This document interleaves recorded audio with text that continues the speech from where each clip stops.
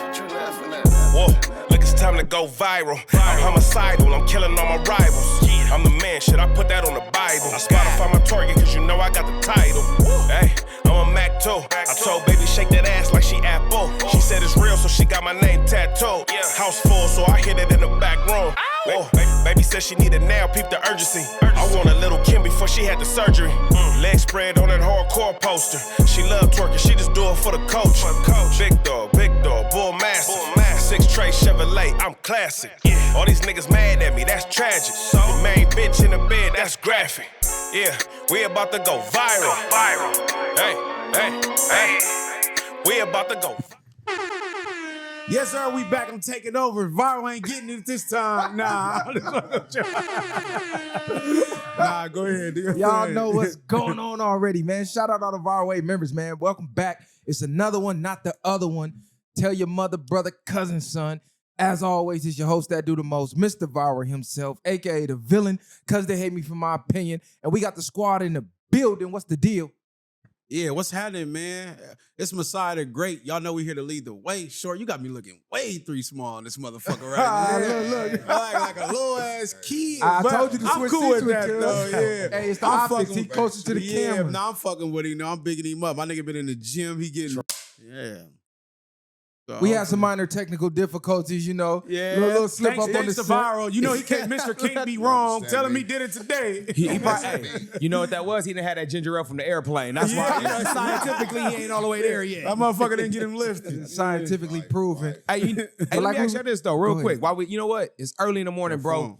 You know what I'm saying? We that's up, we his shit. programming right now. Do y'all feel like it's better or more conducive being an early bird or a night owl to get the work done? Early bird is always Early bird better. get the worm. You know Early what I bird mean? get the worm? I be mad at myself because sometimes I be having sleep apnea and I'll be up all night, but then I'll be mad that I want to be up early. So I think early bird is always better. Once you got to think, when you, just imagine you got to get up. If you don't get up early, then you want to rush for everything. Now everything starts to bother you. Traffic starts to bother you. Things that you normally wouldn't be bothered by starts to bother you. But when you up earlier and you know you got time to spare, certain things won't trigger you as much, in my opinion. Okay. So getting up, you know what I mean? Get your workout in, everything out the day, and then you beat half the competition.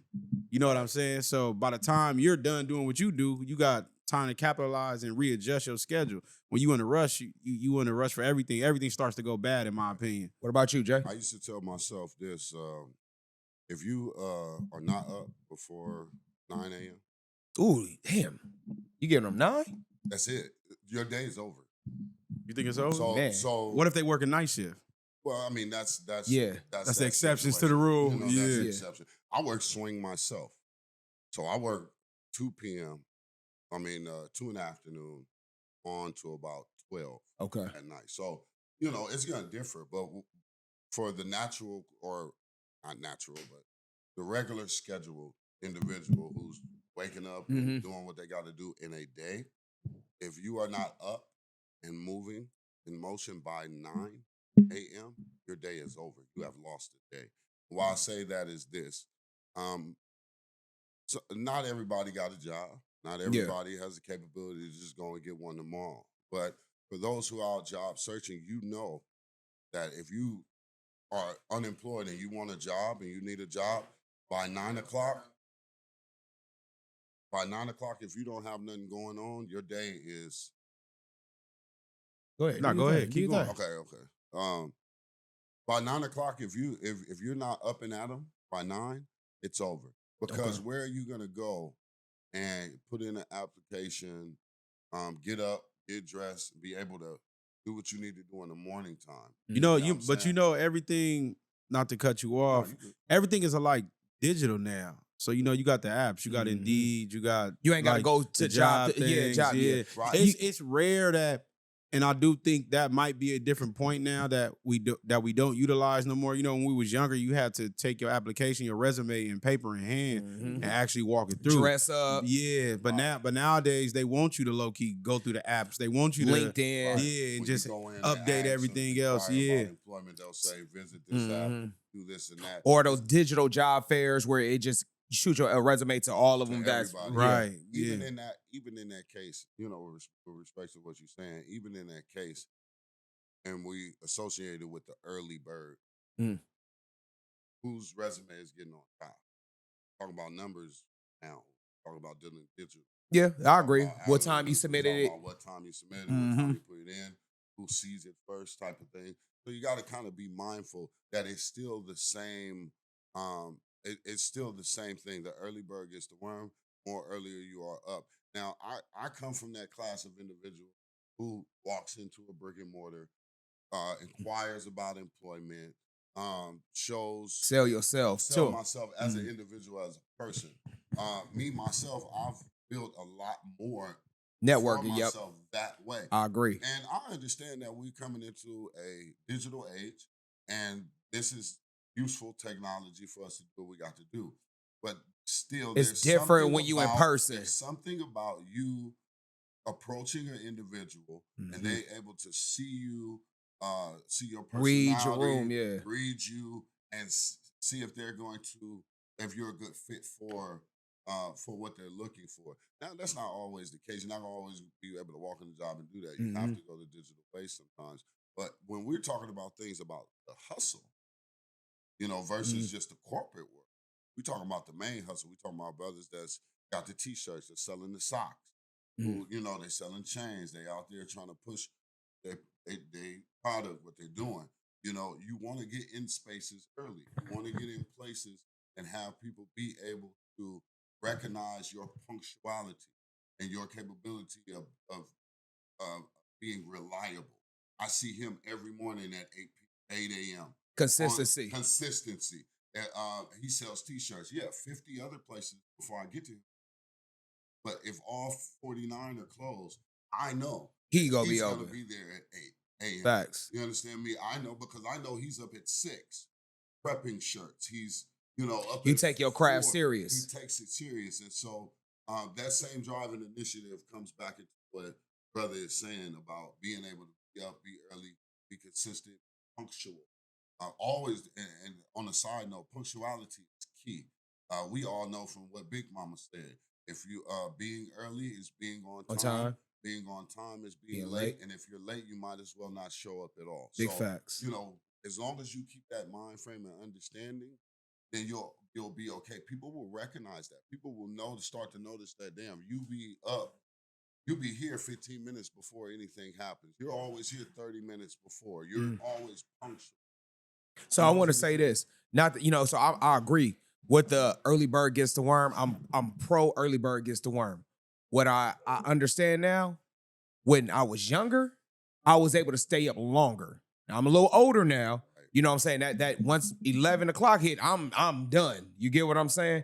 I remember back in the day when I was like maybe 16, 17, 18, 19, 20, that young youthful when I was working, going to school, and I was able to party all night. And I realized if I was able to party all night, I could have did something conducive with my time if I had the mindset, because I had that more energy. So I feel like as you kind of age, it is better for you to be the early bird, wake up early. So just in case you do kind of slow it down, then you already got a lot done before the average person did. I be feeling like I got sleep apnea, but then I also think I'll be dealing with like PTSD.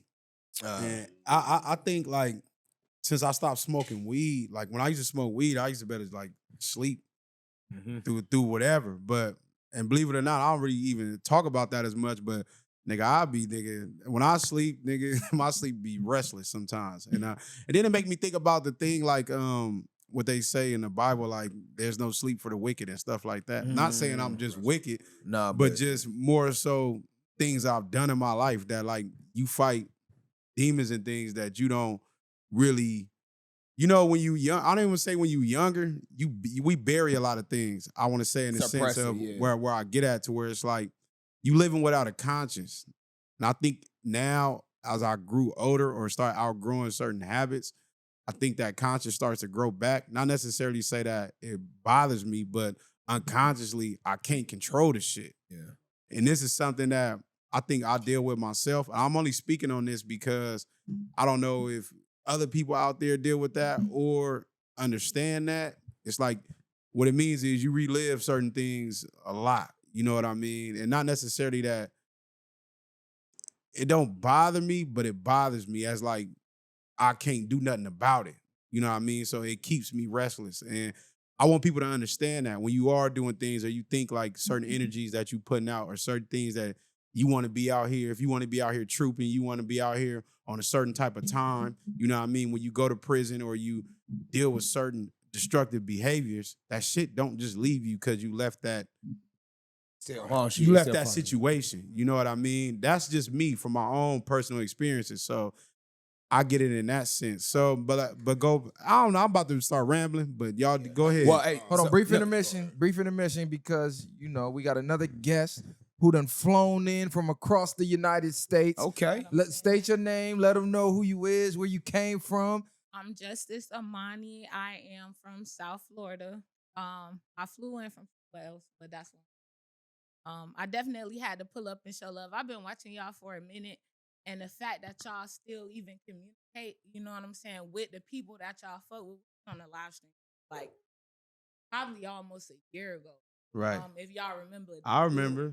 Yeah. Evacuate California, guys. Evacuate. Oh, that was the episode I was talking about, sure. Evacuate. Talking about that. That's So crazy. I was on that live stream, you know what I'm saying? And I definitely wanted to come out here. I got a birthday tomorrow. Oh, happy birthday, Cancer So Gang. I'm about to hit that wall. You feel me? So I'll be 30 tomorrow. So I definitely wanted to, you know what I'm saying? I wanted to pop out and show love because y'all been showing love there. Yeah, for sure. So the question is, Justice. before you got here, Justice was like, are you an early bird or a night owl? I'm an early bird for sure. Okay. Like over here, I was up at 4.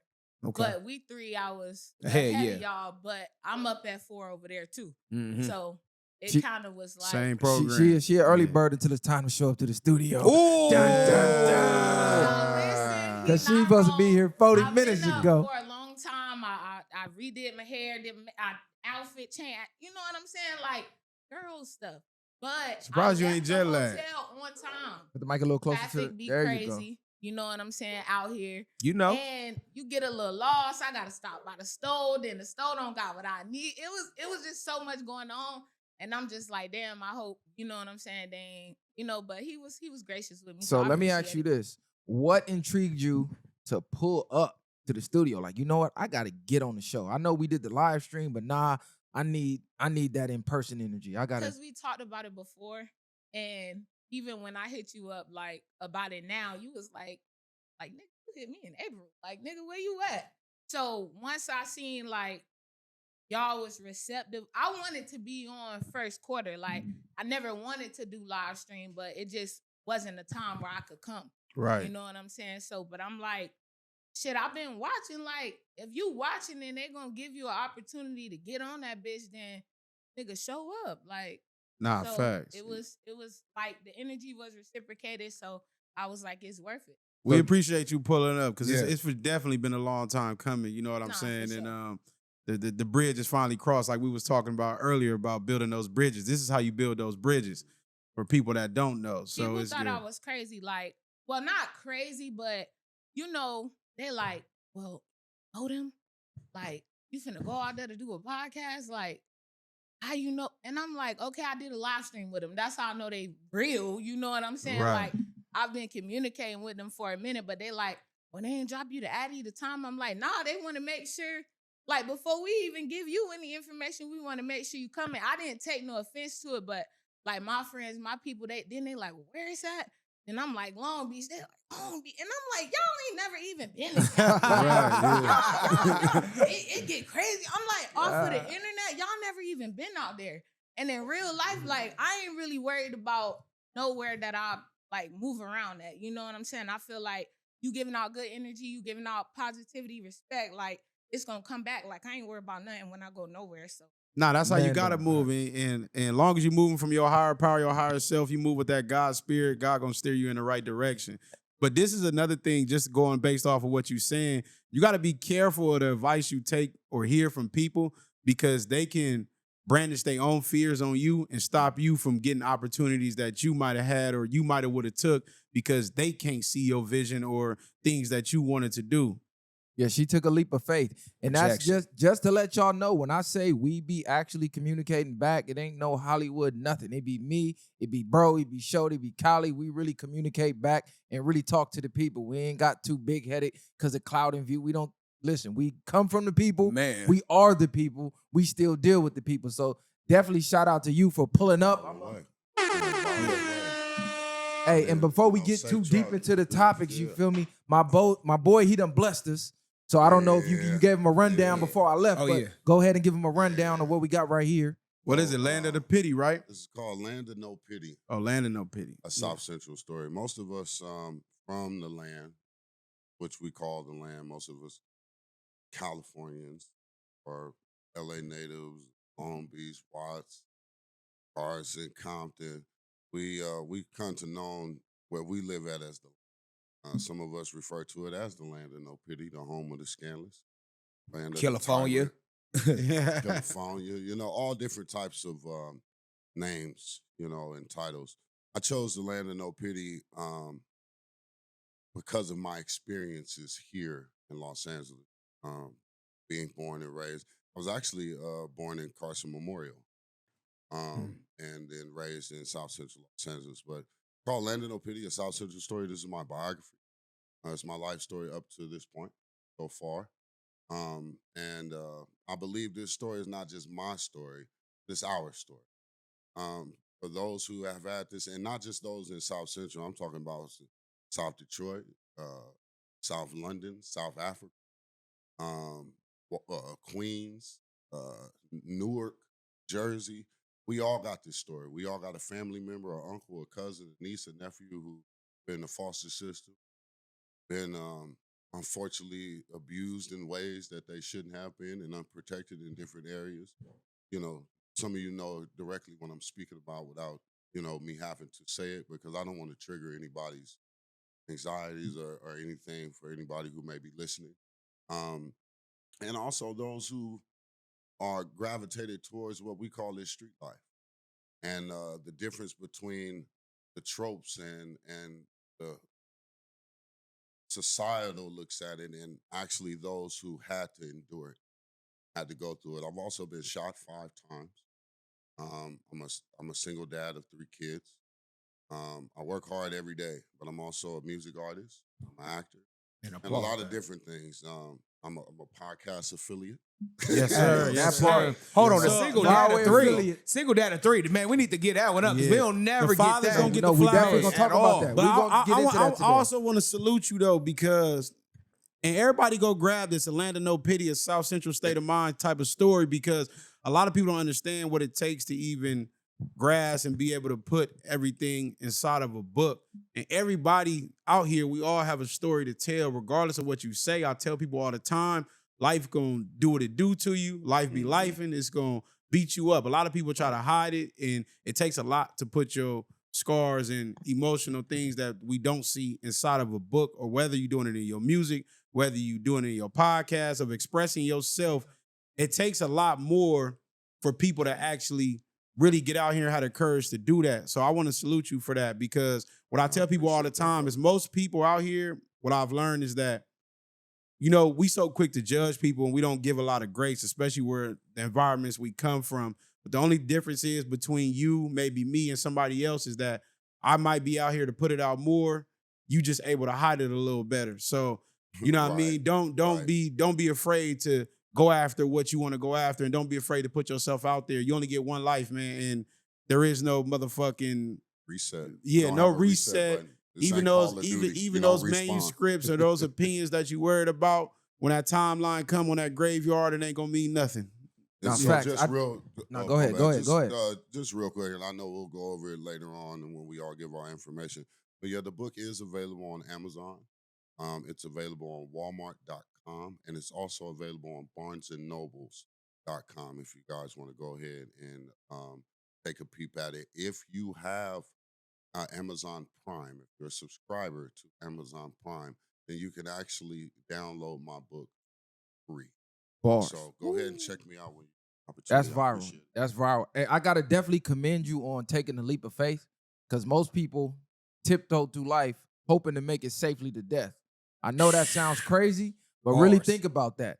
Most people spend their entire life tiptoeing, afraid to take a risk, afraid to take a gamble, afraid to take the leap of faith, knowing at the end of this is over with.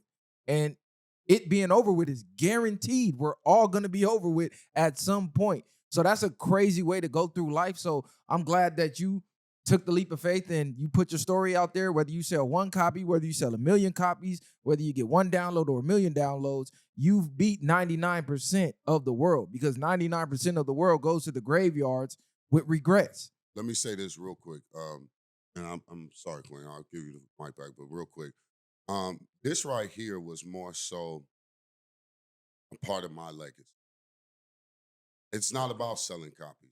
This story is a lot of people's stories, and some people cannot articulate what's going through their minds, through their hearts. So I felt like I wanted to give a voice to that. But personally, I did this because I wanted to produce something tangible that my children could hold.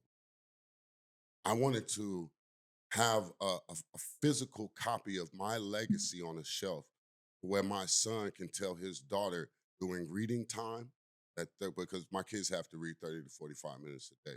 They only get 2 hours of video game time. That's different. No, that's When my son tells his daughter to go read, or his son in the future, for that 30 minutes, I want him to be able to say, go get granddaddy's book off the shelf. And I want, this is something tangible that they can hold. I might not never make $1 million. I might not be a platinum, multi-platinum recording artist. I might not be the best, actor making all this money. I might just still be the guy that works in the back of trucks, pay his bills for the rest of my life. But this is something that they will be able to look at and see, know that their father, their grandfather, their great-grandfather had something tangible that they can hold, they can look at, and know that they come from somebody that put something on this earth that's everlasting. Because when you take what's on that paper, Bring the mic up a little Yeah, bit. you got talking to You mic. got to talk right into the mic. Yeah, it don't Yeah, pick up but like this I one. want to go back to what Viral was saying. At the end of the day, live your life to the fullest, and basically just what I want to get at, value your time and value the people in your life, because a lot of us misconstrue and just think like you're supposed to go on, and then when things happen, God want his children back. He want his angels back at some point, whether you got them or not. And just got to still understand that you got to value the people in your life and try to make more of the time you spend, make it count. We don't make a lot of time count. You know what I mean? We spend time with people, but we don't actually spend time with people in the sense of valuing our people and valuing our friends, valuing our family, valuing your siblings in the sense of, like bro said, you're going to check out one day. And I hate to speak too much on it because I believe so much in speaking things into existence, so God forbid. But a lot of things, it does happen and it's inevitable. So live your life to the fullest. So when you do go out, people get to their deathbeds and the most thing they do is they wish they did things that they never did because of somebody else's opinion or what your fears of what you thought somebody else was gonna think about it. Like I said, and when it's time to go, none of that's gonna matter. Man, y'all are dropping bars, bro, and I love it, man. I'm glad we're getting this deep because I agree. Experiencing death, losing close loved ones, it makes you think back about all the good time and all the little frivolous stuff that you could have argued about or was tripping on. It don't even matter when that time comes. Because if y'all would have really be like, you know what, that shit wasn't even that serious. I wish we would have done this. You don't want to live with regrets or have regrets when you got that survival remorse. So, man, what you just did, you're dropping seeds out there. You're probably motivating just one to whatever idea they got is no longer idea. It's going to be actions now. See, a lot of us have $1 million idea. We don't cultivate it because we're afraid to even plant. Because like you just said, Facts. People project their fears onto you, their insecurities onto you because you got the matter of fact, this podcast was an idea. They used to gas bro up all the time. I remember just at game nights, we was just all chilling. We used to just have back and forth conversations. And people like, man, y'all need to create a podcast because what y'all talking about is real. And, it just all started until bro was like, man, I'm viral woo and it started taking off like a wildfire. So that right there alone, man, don't live with fear. Don't have regrets. Because I'm telling you, what you said, when you're on that deathbed or, it's kind of get close to the end, that level of regret will have you like, man, I should have, would have, could have. Even I want to say this, because most of us, most people you gon' have regrets in life, whether this or that, but learn to live with regrets, I should say, in a sense, because you might regret a lot of things you've done, wish things you could have changed in the past, but you can't change it. You can't live there no more. People right now ain't living in the present because they stuck in the past or too busy worried about what's gonna come in the future. The only thing you got is your present moment, and that's the only moment that's gonna really matter. Your moment right now is creating your future. The work we putting in right now is creating the future. So when y'all see us blow up and all them M's and shit come in, don't think it just came from nowhere, nigga. It was these moments we was putting in now. And I'm speaking that into existence because it's gonna happen. You feel me? Talk that So, shit. Talk it's like- that shit. It's like a fucking Amazon package. You feel me? You put the order in, you know it's coming. Mm. It ain't landed at the door yet. We know it's en route. That motherfucker just ain't here yet. So I want to say that, and we keep Go ahead. going. Talk Yeah. your shit, sis. I understand why people say like don't live in regrets because of like what you said, you only could live in a moment. So, and if you believe that everything happens for a reason, or you could go back to that time and say, damn, the regret itself is a lesson. Cause I learned I ain't finna do that shit no more. You know what Right. I'm saying? Like it was so painful. It was so unbearing of myself, self-sabotage. Like, I'm not gonna go that route no more. So it's like, why regret it? Cause if it never happened, It won't create who you I'ma are. do it again. But what about people that ain't learned that lesson yet? You know, some people go through things, then they jump in the next situation without learning from it. Then we be like, how the fuck this dumbass didn't learn from this yet? Like, I look at things like a test. I don't know if y'all ever been in, for me in elementary, we did math tests where it was like the 3 lines and you had to hurry up and figure out the multiplication tables. But if you didn't pass it, they would do the exact same thing, but just a different test. So what I mean is sometimes we get the same test in a different form versus how some people go in relationship and they be like, damn, what's the problem? Why I keep attracting this type of person? You still ain't learned that lesson yet, but you regretting every relationship that you've been in. So what I'm getting at is learning from it, but we don't learn to live or learn from those things so people regret it. And it's like you said, you didn't find a lesson because I might be going through something right now, but I can't find the reason I'm going through it in the first place. I don't find a reason until later down the line and be like, damn, that's why I went through that. You get what I'm saying? So that's all I see it from. Live with regrets. Nah, go ahead. Nah, don't live with Nah, don't bro. live with no regrets, I bro. don't. I feel like that's a live with life lesson, bro. We all bump our heads for a reason. You touch the stove because it's hot for a reason. That lesson is meant to be learned. That means I'm not going to touch that again. And if I continue to touch it, I'm going to just have burn scars. That's how life is, bro. I'm going to say this, bro. Everything L is a life lesson. Whether it's win, lose, or draw, you got to learn it because then that's how you navigate life. I'm going to tell you how one way you can avoid regrets. Not only just like going for what you want in life, start studying let me make sure I pronounce this right, the reticular activating system. So if you don't know what the reticular activating system is, it's a bundle of nerves at our brainstem that filters out unnecessary information so the important stuff gets through. So when you want to reach your goals, you got to filter out the BS in your life, right? So let's say like you at a party, right? It's all type of music playing. It's 1,000 different conversations going on. But the reticular activating system is the reason when somebody calls your name from across the room, immediately your senses go up. So you can use that to your advantage with your goals because once you put ideas in your brain, the RAS, the reticular activated system, it kicks in and it filters out things that you don't need to reach your goals, and it has you hyper focused on things you need to see to reach your goals. It's like the red car theory, right?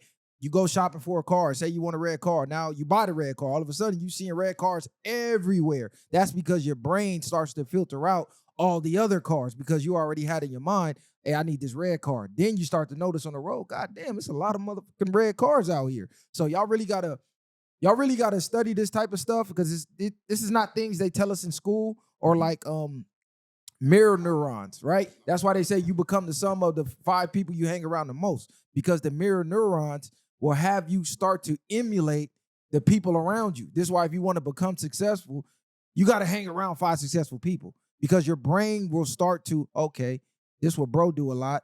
Automatically, unconsciously, you start doing what bro do. Or damn, bro talk like this. This is why you go to certain sections or certain places of the world everybody sound the same. They got a different accent than they do on the other side of the world. Why? Your mirror neuron starts to pick that up from the environment around you. So you become the people you surround yourself with. So just drop some jewels on y'all. Go ahead and start studying that. Yeah, this the last thing. This is why I say you got to learn to live with regrets, because what do I tell my friends or my homies that's doing life in prison, that's never coming home? You know what I'm saying? They might regret what they've done, and they have to live with that. They can't just naturally overcome that unless they learn to live with that regret. Or what do I tell a drunk driver that was speeding and crashed, maybe killed the baby, and now they fucking paralyzed from the waist down? You have to learn to live with those regrets at this point. So it's not always just so easy to overcome, but like you said, it's hard lessons that we got to learn in necessarily everything we do, but you have to learn to live with that. You might regret that for life, but it's still a lesson in that pain or in whatever else happened. It did happen for a reason, but you have to understand the reason for that happening in the first place. See, I'm glad you said that, because the RAS, the reticular activating system, it ties right into what you said, how you said it's not easy to overcome. Why? That's a belief we were told. So whatever you tell yourself, that's a belief that you etch in your brain, and the RAS goes, okay, it's hard to overcome. I'm going to make it hard to overcome. It can be easy to overcome. We just were never told that. We're told certain things, and this system that's coded in your brain gives you things to basically reinforce what you're telling yourself. So like, let's say you got a class project coming up. What do most of us do? Oh, I'm not good at public speaking. So now you go up and fuck up the speech. Why don't you tell yourself you're good at public speaking? Or I'm going to breeze right through this? Because whatever you tell yourself, this system is built to basically make you believe that. So when people say, you know, success ain't overnight, it's going to take a long time. I mean, it could come overnight. We just tell ourselves because of what everybody else said or what their story was, and man, this shit ain't going to come easy. Why not? Why don't we believe it won't come easy? Why do we believe it has to come hard? As much as I get what you saying, so you got a subconscious mind. Like you said, the subconscious mind is like a computer. Whatever you decide to download in your mind, it becomes truth, it becomes fact, the subconscious creates your reality. We have a conscious thought and you have a subconscious thought. They say the subconscious mind is like a God mind to the system that he's talking about. Why I say it's not as easy, because most people don't have control of their minds. Most people don't have control of their thoughts. Thoughts come from where? Most of us are not aware where thoughts come from. They just pop in our brains. And you have to have affirmations or certain things. The mind is a battlefield every day. That's the battlefield you have to fight by yourself. You can pretend out here whatever you want to, but your mind is going to know the truth. And the truth is what you feed it. So you can plant it. It's like planting good fruit. That's good thoughts, positive thoughts. You know what I mean? I love myself. I like what I'm doing. I like this or whatever. Those are thoughts you start to plant, and then it becomes a natural program like a computer system. But you have to be able to flush that. That's from the meditation. That's through groundwork, through working out, and those things where you cleanse the system. Then you have negative thoughts. That's like weeds. You know what I'm saying? Weeds, and that fucks up the natural fruit. You have to treat your mind like a garden in a sense, because the negative people, that's why one rotten fruit can spoil the whole group. So you have to be able to do that. And that's why I say it's not as easy, but I get exactly what you're saying, because when you believe it's easy, the universe will create it, and then it'll be an easy flow. It's like you being naturally gifted at something. I used to be naturally fast when I was young, and I couldn't believe how people were slow. Because naturally, but they looked at you like a gift, but you're like, nah, this is regular. But because I felt like in my mind, it was just easy. Here we go. No, it is. exactly. You ain't understanding though. Now, I get what you're saying. Like, how are you slow? Yeah, it don't exactly. make sense. Like, so I couldn't understand, because me naturally, I thought that was just easy. And it's anything that you're good at, that you're easy at, you have to start to look at everything else. But what I'm saying is, it's easy, but it's hard. If that makes any sense of what I'm trying to say to y'all right now. What you just said, they call it setting your intent. So you take your subconscious thoughts and you marry it with your conscious thoughts. But this takes training, like meditation. You have to feed things to your mind. Like, that's even when you sleep, playing certain frequencies in the background. And basically what that means is, if you focus hard on something, RAS will bring things in the world to you to make that happen. So if you set a goal, this is why they say write it down. Put it on paper. Put it on your white wall, your black wall, whatever you put your goals on. It will bring the people, the information and the opportunities to you. The shit will literally start falling out of the sky because we plan on things happening a certain way. It don't always happen that way. This is how a lot of people miss a lot of blessings because they're looking for the patterns that they set for themselves, but things happen in ways that you can't even imagine.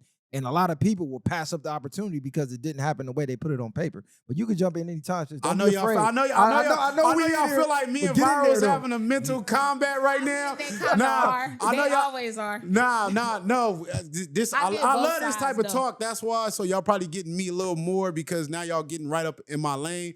So even that though, but I understand two things that we attract what we want, but we also attract what we fear.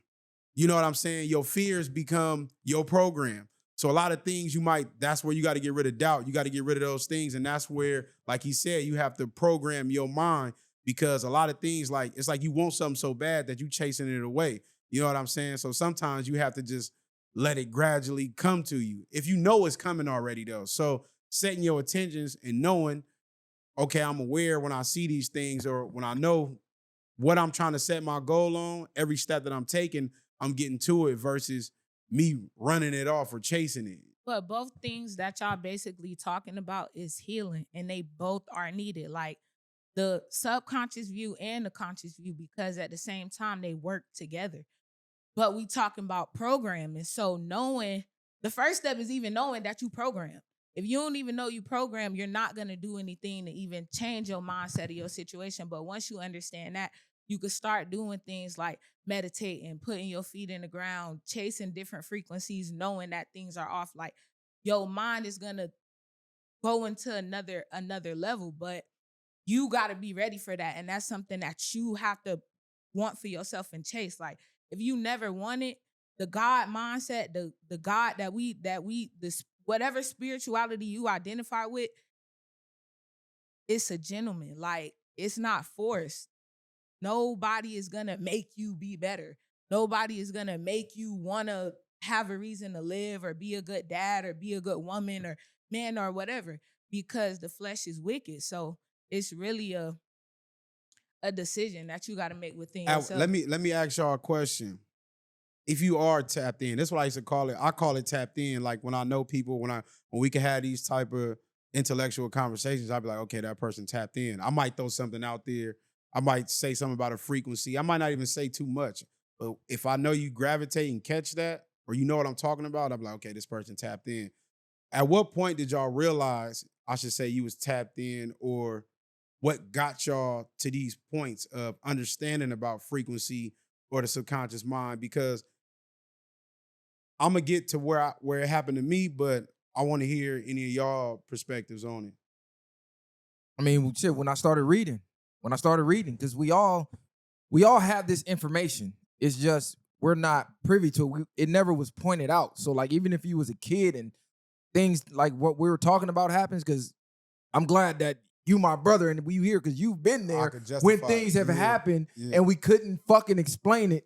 And if we told the world, they like, you two little niggas is crazy. What I'm saying, we're thinking of things, and then in real time, in real life, we seeing what we just thought come to fruition in other places. We always reference the White Tee song and all that. Yeah, and nah, they gonna never believe that. Just simple things like that. Yeah. And it's like, it's unbelievable, but if you was there, it makes sense once you start to actually study and research. Prior to me to read, I'm going to say I kind of learned at an early age. I was like the only man in the household, you know what I'm saying? Pops, passed away when I was young. So my sister had arachnophobia. So what you just said was she had a fear or something. As a kid, I had no idea. Remember you said being fast by nature, like, why are you afraid of spiders? So I think I was probably like 4 or 5 years old, and then a spider came down from the ceiling. I just clapped it with my bear, and she's like, oh my God, did you just kill that spider? I said, yeah. You don't like spiders? She's like, you not afraid of spiders? And I'm just like, I have no fear of being afraid, but if you don't even know what fear is. I didn't know what fear was. But then when she saw me do that, again, my sister's 8 years older than me. When she seen her little brother do it, it slowly made her less. I'm even say she became more normal being around spiders, and she started killing them on her own because she saw me doing it. It's like, what's the big deal? We can do it. So I guess that etched her in her mind, like, hey, if he can do it, I can do it. And then I'm all like, well, why did you have a fear anyway? I never, faced that. But if you afraid of it, then that's because you hyping it up. There's nothing to be afraid of. So when I realized, like, oh, okay, don't be fearful until you don't knock until you try. Then you start building that affirmation within yourself. Like you can build something up more fearful than what it is until you actually got to approach it, like public speaking. That was mirror neurons in action. Yeah, Yeah. That was literally mirror neurons in action. So these neurons fire even while viewing other people do things as if your body's doing it. So her watching you kill the spider, those neurons in her body, it was like she killed the spider. And the more she seen you do it, the more they kicked in her body, the less fear she had of it. Exactly. So that's prime example. It's like when you meet somebody before we start gangbanging, right? Like they square as hell. They might not be as brave as everybody around or with the business. Come back 6 months later. Whole different person. You like, God damn, cuz these niggas is, you feel me? That's just like a small example that we all can relate to. I'm saying because we all come from these environments where it's like, okay, that's the simplest form of explanation that I know some of the viewers who's not tapped in can explain.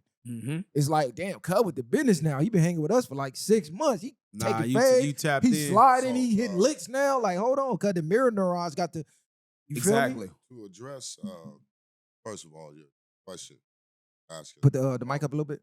To address the question that you were asking about when, that we come into this consciousness that we are on. For myself, I was actually introduced to it by elders. My grandfather was a Black Panther in the Central chapter. Shout out to the Panthers. South Central chapter. He is transitioned now. He is with the ancestors now. But he would take me to what we call school or class on Fridays. Friday afternoons, I had to put on a collared shirt, button up, tuck in, black, penny loafers. Put the pennies in my left. That's for you, old school players. To the loafers. I ain't Penny seen the loafers, cuz they don't know about that. Well, we would go to these classes. A lot of times it was held on 11th Ave, and I want to say like 42nd, right in that area up the street from Crenshaw High School. We'd go there often. He would go every Friday, but he would bring me often. I had to go. This was class, and we would take pen, paper, notebooks. And in this class, we would learn about individuals like Dr. Clark, Dr. John Henry Clark, Dr. Ben Joshanan. We would learn about people like Francis Cress Wilsons and Nellie Fuller, and the things that they taught. Malcolm El Haj, Malik El Shabazz, and all the great scholars who came before us who did these studies. We learned about Yahshua ben Yosef and the breakdown of religion and Bible, and his name is Joshua because the syllables J-U and S J was didn't an S. exist. Yep, And didn't exist. so so I was kind of bred into that knowledge, but also my uncle was a Muslim. And so on Saturdays, we would go to the masjid on 57th next to the Gold Gym. We're on Crenshaw. On Crenshaw, right there. So I would be there. So I would be at class on Friday. I would be at the masjid on Saturday. And my grandmother was Baptist. I used to church on We went to Sunday. church on Sunday. Oh, you tapped in. Man. Right. So y'all, go ahead, my bad. Go ahead. You hit Nah, every because I angle. was finna ask, like, because for me it was a little different. It was more so experiences, but keep going. So somebody introduced y'all to Correct. get y'all to the level of to Correct. be on that So, mind so frame. I was introduced to this information early through this way of thinking. And to bring it back to what we're saying, it's conditioning. I was being conditioned. I was being patterned to not have a social frame of thinking. My grandmother and grandfather and uncle understood that because my biological mother was never in my life, I was left at 3 months. That's all in the book. And my father wasn't active. He was present, but he was not active. And they understood that could be so simple because I had already had a sibling who had been unalived at 17. He was from Watts, Grape Street, and he had been unalived at 17 in 1990. So they had already went through the experience of losing a child, losing a grandchild, losing a nephew, to these streets and how important it was to cultivate that.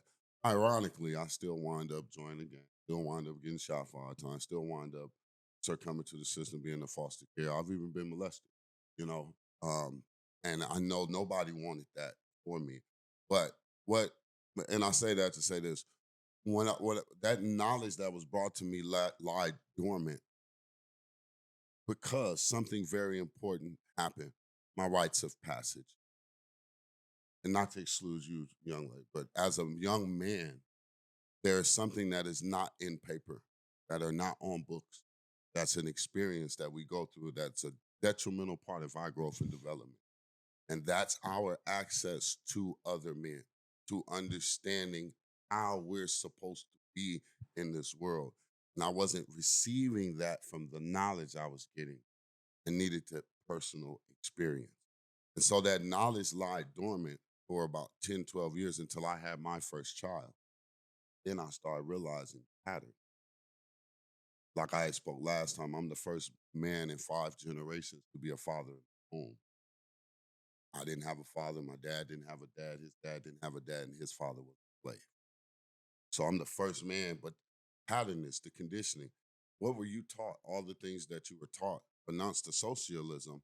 Now you take your physical experience and you put that knowledge into play. So my affirmations start coming in. I used to wake up angry. So what was what I'm basically getting at, what was the key component, like, where it sparked you and you knew, like, this is what got me here? My Afrocentricity. The fact that I understand the plight of who I am and what I am in this country. That's what turned my eye to exactly relating to that original conditioning. Understanding that I am, as a black man in this country, a target, regardless if I want to be or not, regardless if I go out and try and do my best and show my civility and show my intelligence, integrity, someone else just because they don't like me, it in me. And I wanted to emulate a conscious pattern through my children that showed that continuous learning of knowledge and conditioning that allowed them to see what I see and not get caught up in the socialized consciousness that has been placed. So where you going with it, though? So basically all that My got bad, you. maybe No, not you. I'm saying I'm trying to see where he going with it. I was asking y'all because for me, like I say, I call it tapped in. I'm a man of few words, but I feel like today my spirit got a lot to fucking say. This ain't me. This is something inside of me. But pause. But whoa! My soul, he couldn't wait for that. I shouldn't even said that. Fuck the pause. I wasn't even thinking about that, bro. That was because I know I'll be waiting. Neurons. That was hold on. Look. I think I This now, let me say what I'm saying. saying. So this is what I'm getting at. What I'm saying for me, cause like you were saying, like when we was kids, man, believe it or not, man, we made a Pro Club fucking song. Before that, White Tees came out. We made it on a tape recorder. Me and my brother made a Pro Club song about White Tees, and then they fucking blew up. My mama threw the damn, I don't know what she did with the tape recorder. I wish we still had it. We made it. We knew that was a fucking hit, and we didn't get it. So I knew certain things as a kid that I'm like, man, it's just different, man. I'm different. I don't care, like, what people telling me. I never expressed these things to people. But me and my brother used to always click with a lot of things, like, and we would know, like, we would talk about something. Then I started learning about, you speak on somebody and then they pop up in your house. You're like, damn, this ain't no fucking coincidence. This shit is crazy. So for me. Or with a phone call, too. Somebody yes, with a phone call, or you think of somebody or something, whatever the case it may be. And it's like, damn, I'm tapped into something different. I can't explain it. I can't really explain this shit. So what happened with me was my suffering. I suffered a lot. And then I went through a lot of things, and then I learned about, like you said, a book. So it was a book about this dude named Robert Icke. Now, they thought he was crazy when I learned about this book. Now I come to find out, I see him all on social media and stuff like that. And he actually, all the theories and stuff that he had ended up being truth. It's a book called The Truth Will Set You Free. I learned about that book, and then that book taught me into The Secret. And The Secret was a DVD and a movie and things like that. When I seen that, bam, it clicked. This was all the shit I was learning when I was a fucking kid in life and didn't really know. So basically what I'm getting at, that's when I learned that it was something outside or something deeper that you couldn't see, feel, or touch, or even get to that point that something else is working. Something else is really confirming everything that I'm thinking. And then that's when I started learning that your thoughts create your reality, and the things that you speak and the things that you feel, you attract and you put into your life. So that's basically what I was getting at of being tapped in, like of knowing that being on a frequency, what a frequency is. We can't see frequencies, but you are on a different frequency.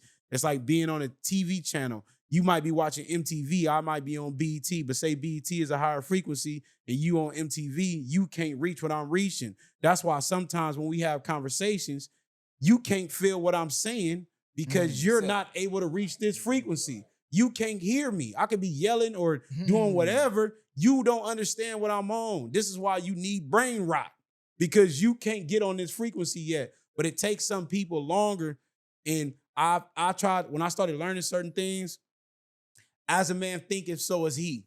So if you can't think what I'm thinking, and I try to introduce this to you, you're not ready for that yet. People tell me, oh, you on some white boy shit, or you on this, you on that, because you can't fathom or understand why I read books now.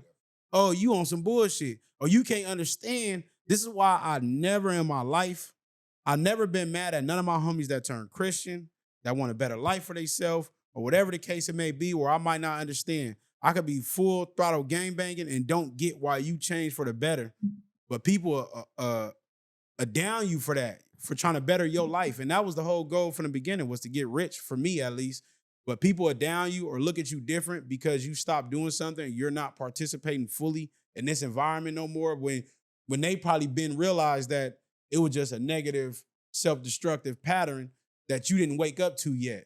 It might have took you to suffer more. It might have took you to get a life sentence. It might have took me 12 years in prison. It might have took you to get shot. It might have took you more to finally learn and wake the fuck up. That's basically what I'm getting at. What was the wake up moment or the point where y'all realized that, okay, you was tapped into something different? So I'm gonna leave it at that. We can go to the next subject. Bars. All right, Jess, all right, let Jess. Bars. I was gonna speak on it because I understood what you were saying. I feel like I always knew that I was special and I grew up Christian. So for me, it was like, I feel like it was non-denominational, but I feel like you have the root of who God is, but everybody's still pretty much living regular life. They're not like these Christians are not no different from people who y'all say is not Christian. Like everybody basically do the same thing. So at first it was cool. When you leave church or whatever, you go do what you do, and long as you come to church on Sunday, like you're good. You straight. But I think when I had my daughter, I got one baby. I was 22 when I had my daughter. I feel like when I had her, it was kind of like I gotta live like outside of me anyway now. And the way that I'm registering like who I am, even though I knew it was like special things about me. And I kind of always, even though I lived rough, it just seemed like I had it easier than everybody else. Like we going through the same shit, but I'm skating on grace through mine. Like, and then I had to really tap into the God in me so that I can, cause you'll be so stuck on like, you feel like you straight. Like I'm a good person.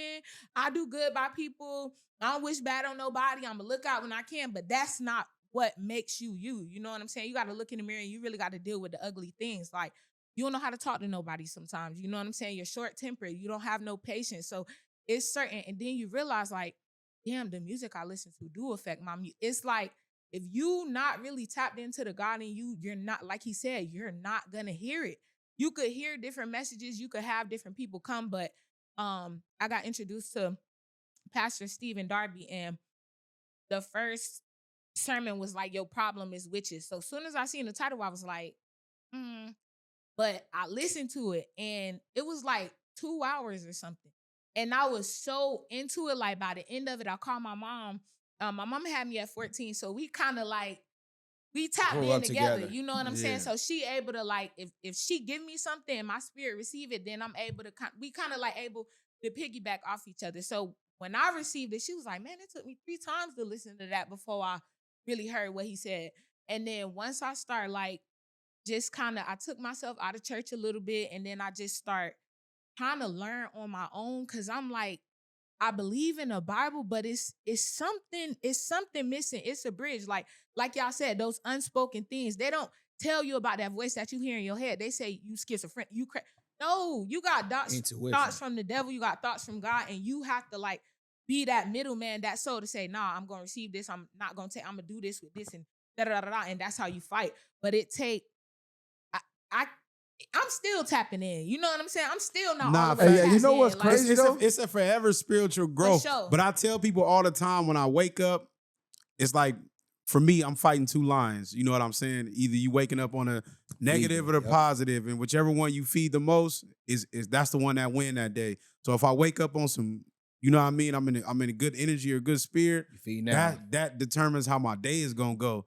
And if I wake up on some negative shit, I really don't care about what's gonna happen that day. And I feel like a lot of us wake up on edge like that. And that's where the bullshit come in. Because now I'm outside, I'm tripping, I'm looking for bullshit. 9 times out of 10, you waking up on edge because you probably just fought a spiritual battle in your sleep and you don't even know that something got sold. But if you tapped in, when I wake up sometimes, like, I might get up in a rush. I'm kind of irritated trying to get my daughter ready, but then I have to take a second and say, go put your feet down. Nah, I agree. Go pray I real agree quick. with that. This is why I say you fighting both. But this is why I say where the meditation and things come in at, because now, whether I fought at night or the things that I did go through or the things that's been sitting on me or the people I probably didn't been around, don't even know. Sometimes you could be around people and they could be so negative and it'll start affecting you. It might not affect you that day, Or you become but later in your week, you might just wake up like, man, what the fuck? This aura just sitting on you and you ain't cleared it out. You got to clear your mental out too. And I do that. I know for me, myself, like people think like, oh, you like to work out just to be good. I need to work out. Like if I don't work out, throw you off. nah, I'm not throwing off. I'm a whole different person sometimes. Well, we Like, all got energy fields, so it's like we can't see it. About 85% of the world around us, we can't even physically see because our eyes aren't trained to see those frequencies or to see those things. This is why if you got like pets around, out of nowhere, they'll start tripping when they sense things. It said like cats and dogs, they can see the other side, or you got maybe like a medium who they tapped in and they know how to get to the other side. Or they know how to speak to the other side. That's why a lot of people who lose family members, they go to these mediums because they need answers. They just want to hear something that, you know, maybe my relative or my mom or my dad or my brother, my cousin, their spirit is still around. They need that beacon of hope. But like he was saying, you being around negative people can fuck your entire day up without you even being involved in the negativity. That's why they say don't involve yourself in no gossip, not even listening to it, because that radiates onto you. You literally gotta like shake that shit off sometimes because you'll take that home with you. This is why people be that's why you gotta stop watching Love Island. Baddies. Hey, look, we done gave y'all enough medicine. I'm gonna give y'all a little candy, man. So before Jay Real came in the studio, he was telling us a story. I'm like, nah, say that for the cam gang. Yeah, we gotta hear that one, man. Get in that. Yeah, I like let's the get high into power that. talk though, Nah, man. we Shout is out- high shout power. out to We'll y'all too much. Nah, Yeah. we'll get back into it, but like you said, everybody's not tapped in yet. So they ain't So, gonna Man, hear you know that. what it is, bro. We got to This the clip one it up. You know, we got the ones for the ones though. this you one feel for the me? ones. Yeah. Just we gonna go there quiet. I just want to say one thing on that last subject. This is where, like I mentioned earlier, your conditioning. It's very important for you to practice whatever it is that you're trying to achieve. If you want a higher elevation of consciousness, practice that. Study it. Know your route, your lane. Nipsey, touchy subject when I speak about Nipsey because of the street aspect of it. But the one thing I will never take away is that he was that rose in the concrete. And he gave a lot of game. And he said one time, stay in your lane, there's no traffic there. And so my thing is to always understand and recognize that if you want to employ any type of change in your life, consistency is going to be key. Discipline is going to be your friend. Stay there. Now, off to this situation. Yeah. Off to this Hey, situation. you can go back to that. Rest in peace to Nip, man. He was an inspiration to a lot of us, whether they want to admit it or not, especially out here in our culture, whether he was from where he was from. That man, what he produced for us, he left us with a lot of jewels out here. Right. Now we're gonna get back on the high power. Just we gotta mix it up a little bit. And we got a lady in the building. So Let him go Man, ahead. we ain't had a lady in the building. She was Yeah. speaking high power. No, we gonna gonna- let her. Yeah, no, Yeah, I know go you saying. ahead. Yeah, go ahead, do your thing, but get to what you trying to get to. So, I come from out of state also, a couple hours to get here myself. So I pull in. I'm a Figaro baby, by the way, for those who don't. Figg side. Yeah, De Leon. But anyway, So this morning I pull up to get me a fresh white tea because I'm finna go the viral way. You understand me? I pull up on 51st, where I usually get my white teas and stuff. And who's sitting in the parking lot across the street? Who? Oh, Smacky Smack Swag. Dun, dun, dun. Shout out to my guy. That's my loved one. Smack from back on Figg, right? Smack, correct. That's Smack. Let's make sure we get it, correct. And like I said, there's never no malice. There's never no nothing about it. Smack is a longtime friend, family. My kids look at him like an uncle. He comes out to my house, sleeps on the couch, all that type of stuff. But I pull up on him and I say, well, you know where I'm headed? I'm finna go the viral way. You want to come with? So, that'll be a hell of an interview if you came and just popped up on guys. My nigga said, hell no. He said, hell no. Yeah, hell no is crazy. Hell no was Not wild. I'm cool. I'm straight. I I'm got busy. something to I do. got plans already. Nigga, hell Hell no. Let no. me know something. Damn, Smack. I thought it was all love, cuz. That's crazy. I don't think it was a malice situation like that. Shout out to the Deuces Motorcycle Club. You know what I'm saying? They had a function last night and Smacky was, there to the wee hours of the morning. I think he was just trying to Catch go up. home. Trying to go home. A hell lay no down is kind and all of that. not even But kind of. that Hell no is crazy. Hell no is crazy. I thought to myself, I said, hell no, huh? I guess that's what T-Rail said when they said bring J. Real I'm still on your end. Y'all thought the last podcast was the last. So no, we still on that. I won't stop until I'm up under the banner, man, because I just got up off of 51st. Are you back on Figg? Man, anyway, look, let's talk about it because a hell no is crazy. Yeah, I was kind of, and it kind of struck me because we have to understand that this is a competitive industry that you guys work in. I'm not a podcast. I don't run a podcast. You know what I'm saying? I'm an independent recording artist. I'm an actor, inspiring actor. You know what I'm saying? I'm a self-published author, father. I'm many things. I'm not a podcaster, but I do understand that this is a competitive industry. It's a competitive thing you guys are in. And ever since, who's that? What's that podcast with? Joe Budden? Joe Budden. Yeah. When he mentioned back on Figg, it took I saw a different type of change in the aspect of how they were relating to their They felt better. You understand what I'm saying? But in a way, I started seeing different factions of it pop up and said to myself, okay, well, if that's the acknowledgement that one needs for one To change the to trajectory. change the trajectory, why can't we have this inspiration come organically? Well, see, From our own side. I'm Why glad- does hold it on. have to come Let me from touch on a that. Vlad? Or why does it have to come from a Button? Why does it have to come from, you know what I'm saying, an individual? You still human at the end of the day. You putting these people in a different light based off of Success. materialistic things or whatever else, how you look at them. And I'm going to just get back to that because, you know what I mean? I'm going to keep it 1,000. I like what Smack do. You know what I'm saying? I thought Smack was a cool nigga, but the hell no, it is crazy. But I'm going to just go off my 4 agreements. Don't take nothing personally. Everything that we do is whatever projection in somebody else's mind. But yeah, hell no, it's crazy. hell, man, fuck all that. Nah. Ain't no hell no I'ma is say crazy. this. What the Hell fuck no. is hell no, nigga? I'm going to say Viral no way, period. Yeah, and I'm gonna take what he said. What I'm saying is, like, I'm not gonna take that personally, but hell no. But what I'm saying is, when I met him, he said it was all love, everything was good. But yes, a hell no is Now, crazy. A hell no Here to we a nigga go. that we supposed to have water under the bridge is crazy. Because if a nigga tell me, hey, I'm going to back on Figg, exactly. you green, you want to pull up? Oh yeah, cut him the Now, homies. Like, I'm right But there. I'm not. But at the pull same up. time, this is what I'm gonna say for me. You know what I'm saying? I'm not popping up on no nigga shit that I ain't invited to. I'm not I doing agree. that, nigga. Correct. I'm not. Ain't no I nigga agree. finna tell me I'm in traffic, whatever, nigga. Yeah, I understand that. Hell no, I'm not pulling up, nigga. You ain't just tagging me along with you. Now, I probably Right. you can get them niggas on the phone or something to see. But that I agree other with. than that, on the same crib, I'm not just popping Now- up nowhere. Now that's exactly what I was getting ready to say. This is it kind of like how I did with Pookie for our first interview.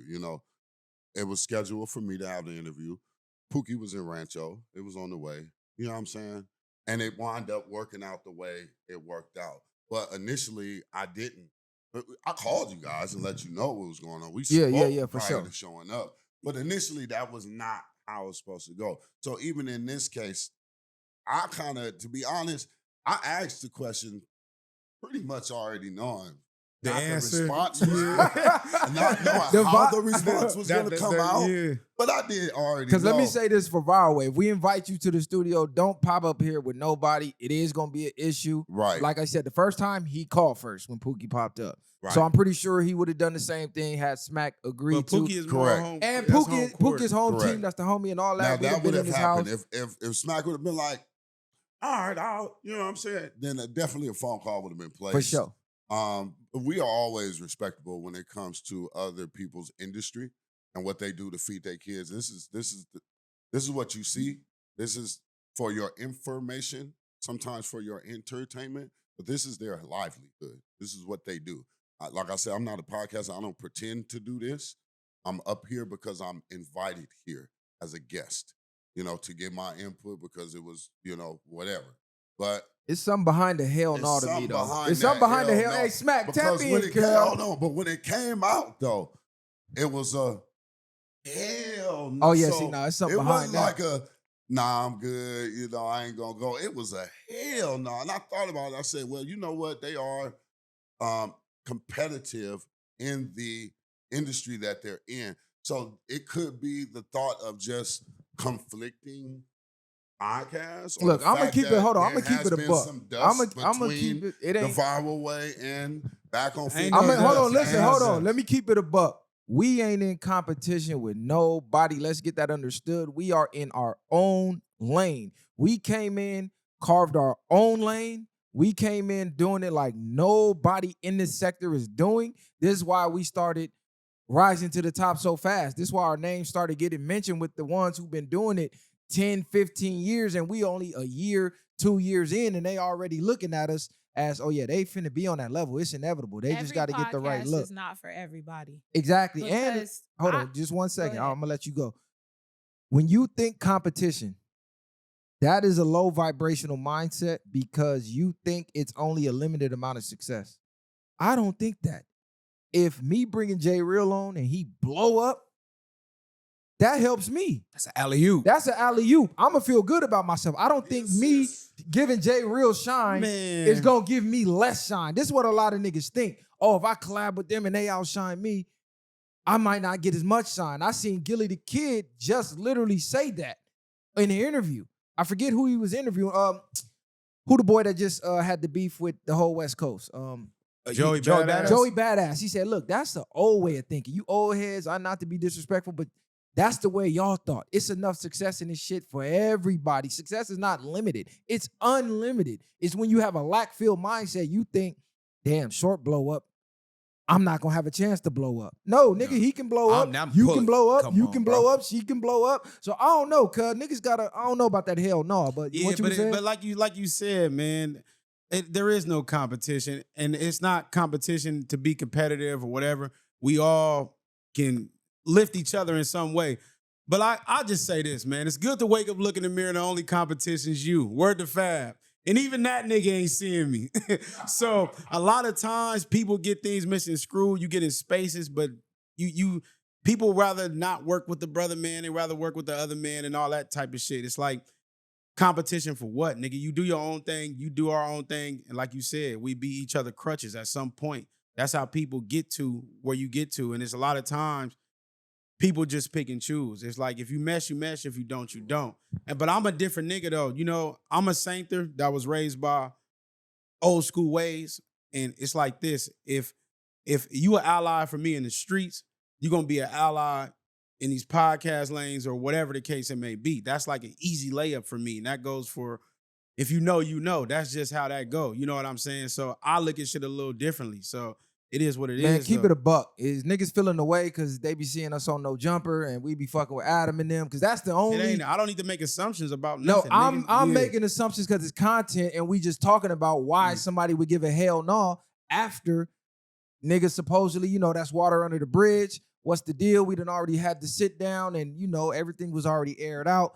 I don't understand the hell no. The hell other no than I could be wasn't just invited. if I'm not saying that's if what I'm it getting- is. I know what you're I'm saying. just speculating, nigga. If I know what you're saying. I'm saying Fuck all that. yeah, whatever. Regardless, thing is- if I'm giving away that could be a way I talk, or it could be taken Now, as that it could way. Be taken, It could be taken as many different things, right? It could have just, like I said, Brew could have been tired and this and that and been on some hell. No, I ain't going nowhere. I'm not driving to Long Beach with you and all this other type of stuff.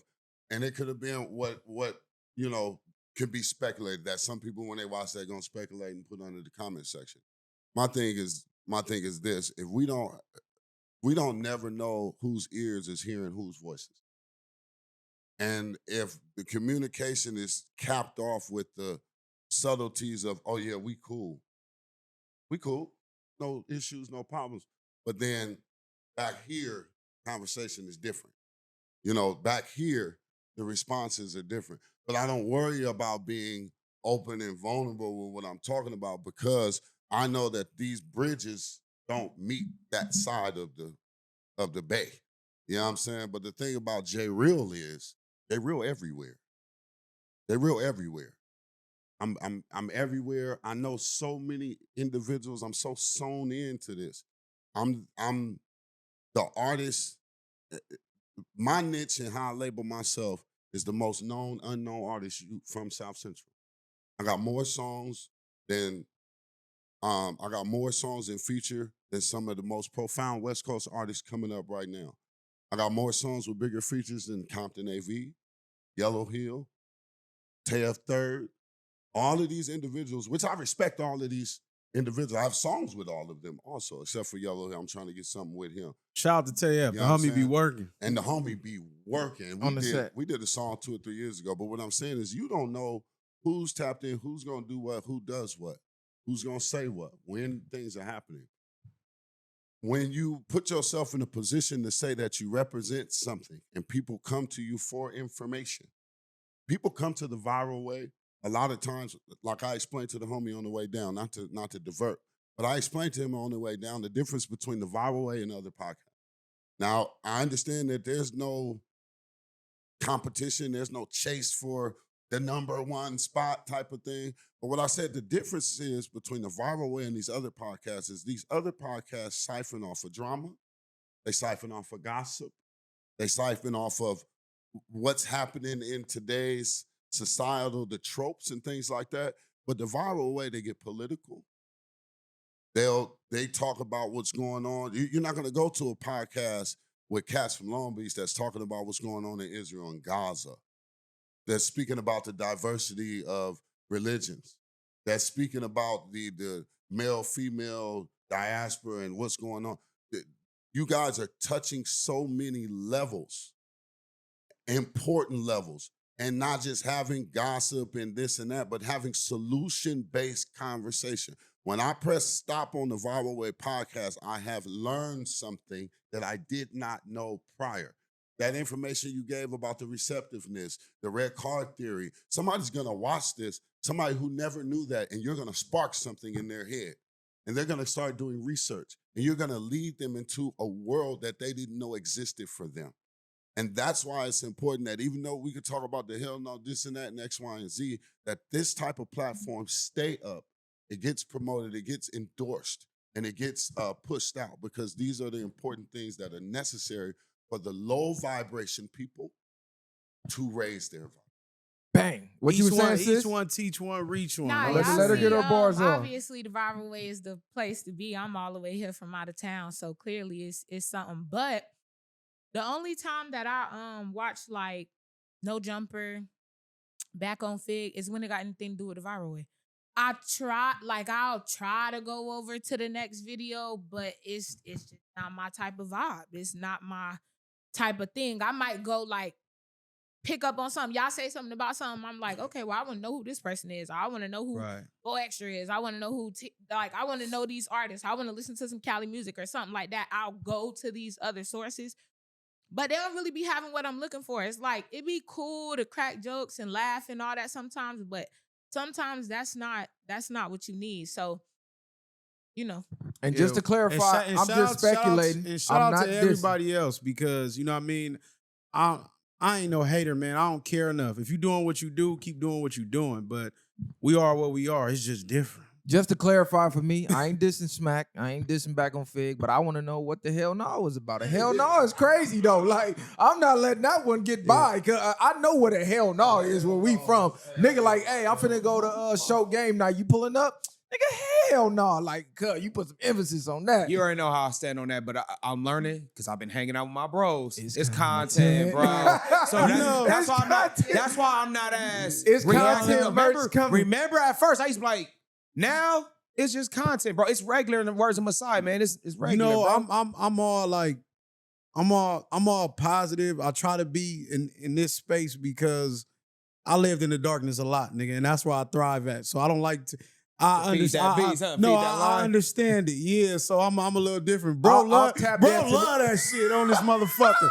Y'all know he love that shit. I'm a different nigga because he tap dancing, but he taught us so much off camera. Where now it's kind of like I can't even. Let's go. Like you know what I'm saying? It's kind of like I understand. Hey, look, it's all real. It's a necessary evil. Yeah. But look, I'm gonna say this though. Hey, look. There you go. There you go. We got the director's cut. We seeing how the CGI is going. So I'm like, oh, all right. Because we just seen DJ Academics and back on Figg, they was going at it, right? Boom, No Jumper jumps in. Boom, WACK 100 jumps in. I believe DJ Academics had an event, or there was an event where DJ Academics was there and T-Rail was there. Him and T-Rail was going back and forth. It looked like it was real. Next thing I know, T-Rail in the VIP section with Academics. They taking shots and shit. Academics put the camera on him. He going crazy, super excited. And Academics kind of looking like, yeah, checkmate, nigga, like that type shit. Like, and I seen Keem from Apollo, he posted, he go, damn, I thought it was up. Next thing I know, bro over here getting motorboated. This is what Keem posted. It's on his story, so don't say I'm sleek dissing. And Keem say, I guess I'm the only one that's cut from a different cloth in this shit. Basically saying like he thought it was real, and niggas is content. It's content. Bro, so this content I shit don't is know, crazy. like what's going on. But you know what's going on, so don't even let that bother you. Alley-oops, But bro. hey, shout out to Keem and MacWop. Hey, y'all need to drop some more content because I ain't been seeing y'all making no noise lately, man. They've been overseas. Oh, I think they out touring and shit. So I was wondering why. Yeah, Tiny had the tour going on, but yeah, hey, just smack, cuz it's all love until it ain't. But it's viral way or no way at the end of the day. So niggas ain't gotta fuck with us. We don't care for niggas who don't want to fuck with us to keep it G. We just building bridges, trying to take over the game on some culture shit. But if niggas want it, every man for themselves, we could do that too. Cuz trust me, we could do that. I can start getting on that. Come on, man. Listen, chill, bro. You know man. me, bro. They get the positive talk and all that shit confused. You ain't giving no positive We talk. get on. Come on, bro. I'm gonna be totally 100. I'm gonna be totally 100 because Them the bros. when they play back, they gonna be like, "Oh, Jay, real messy, woo woo woo." Nah, this ain't no messy shit. I don't care. I feel some type of way. I still been on your head, T-Real. Why the fuck I ain't been on back on Figg yet? Nigga, you done got numerous DMs. You done been Smack is the homie. You already know what the business is. You see how a nigga moving and grooving. You talking about being back on Figg. I just pulled off of 51st and Figg and drove here. Right? What is the situation where, and let's be honest, I don't care. The last time I said this, it was all type of people that comment, oh, you just mad, you don't want nobody. No, what are we doing here? What are you doing? You're representing something that people have gone to jail for.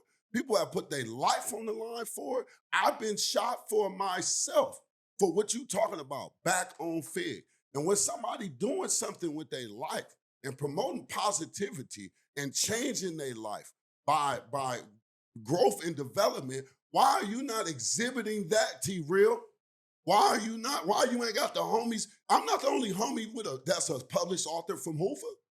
Why are you not publicizing? Why are you not pushing the narrative of growth and development from coming back onto Figg from greater heights? We coming back to Figg because we left Figg to get better, to do better.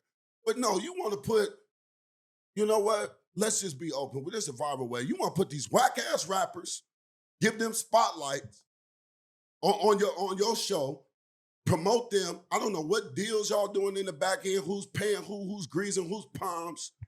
But for the fact that you see somebody who's from your own neighborhood, progressing, putting in work, trying to, carry this name on their back on Figg, and you won't even open the door. You toot your face up. Now, I ain't talked to Smack personally about the situation, but I know you seen that last podcast, and I know you heard when I said, fuck you.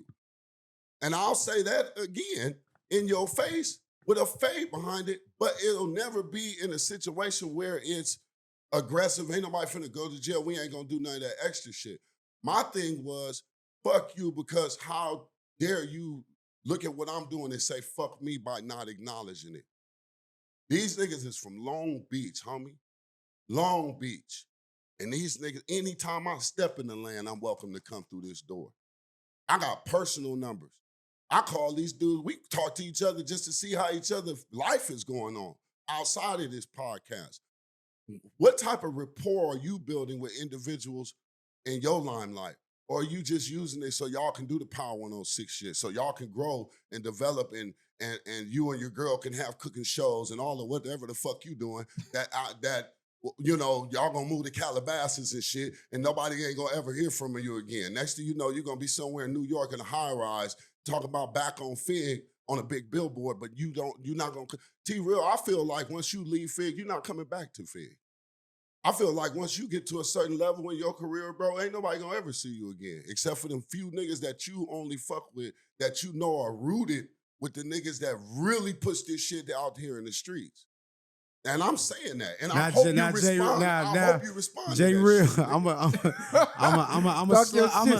gonna slow you down because I feel like this was a real heartfelt moment. Yes, and you don't want it. In my opinion, I don't think you should give it that much energy on camera. I ain't gonna say edit. I ain't gonna edit it out. No, we not editing it out. No, I ain't gonna edit it out. I'm gonna just real raw. I just feel like I should interject a little bit and let it be, because I think at a point.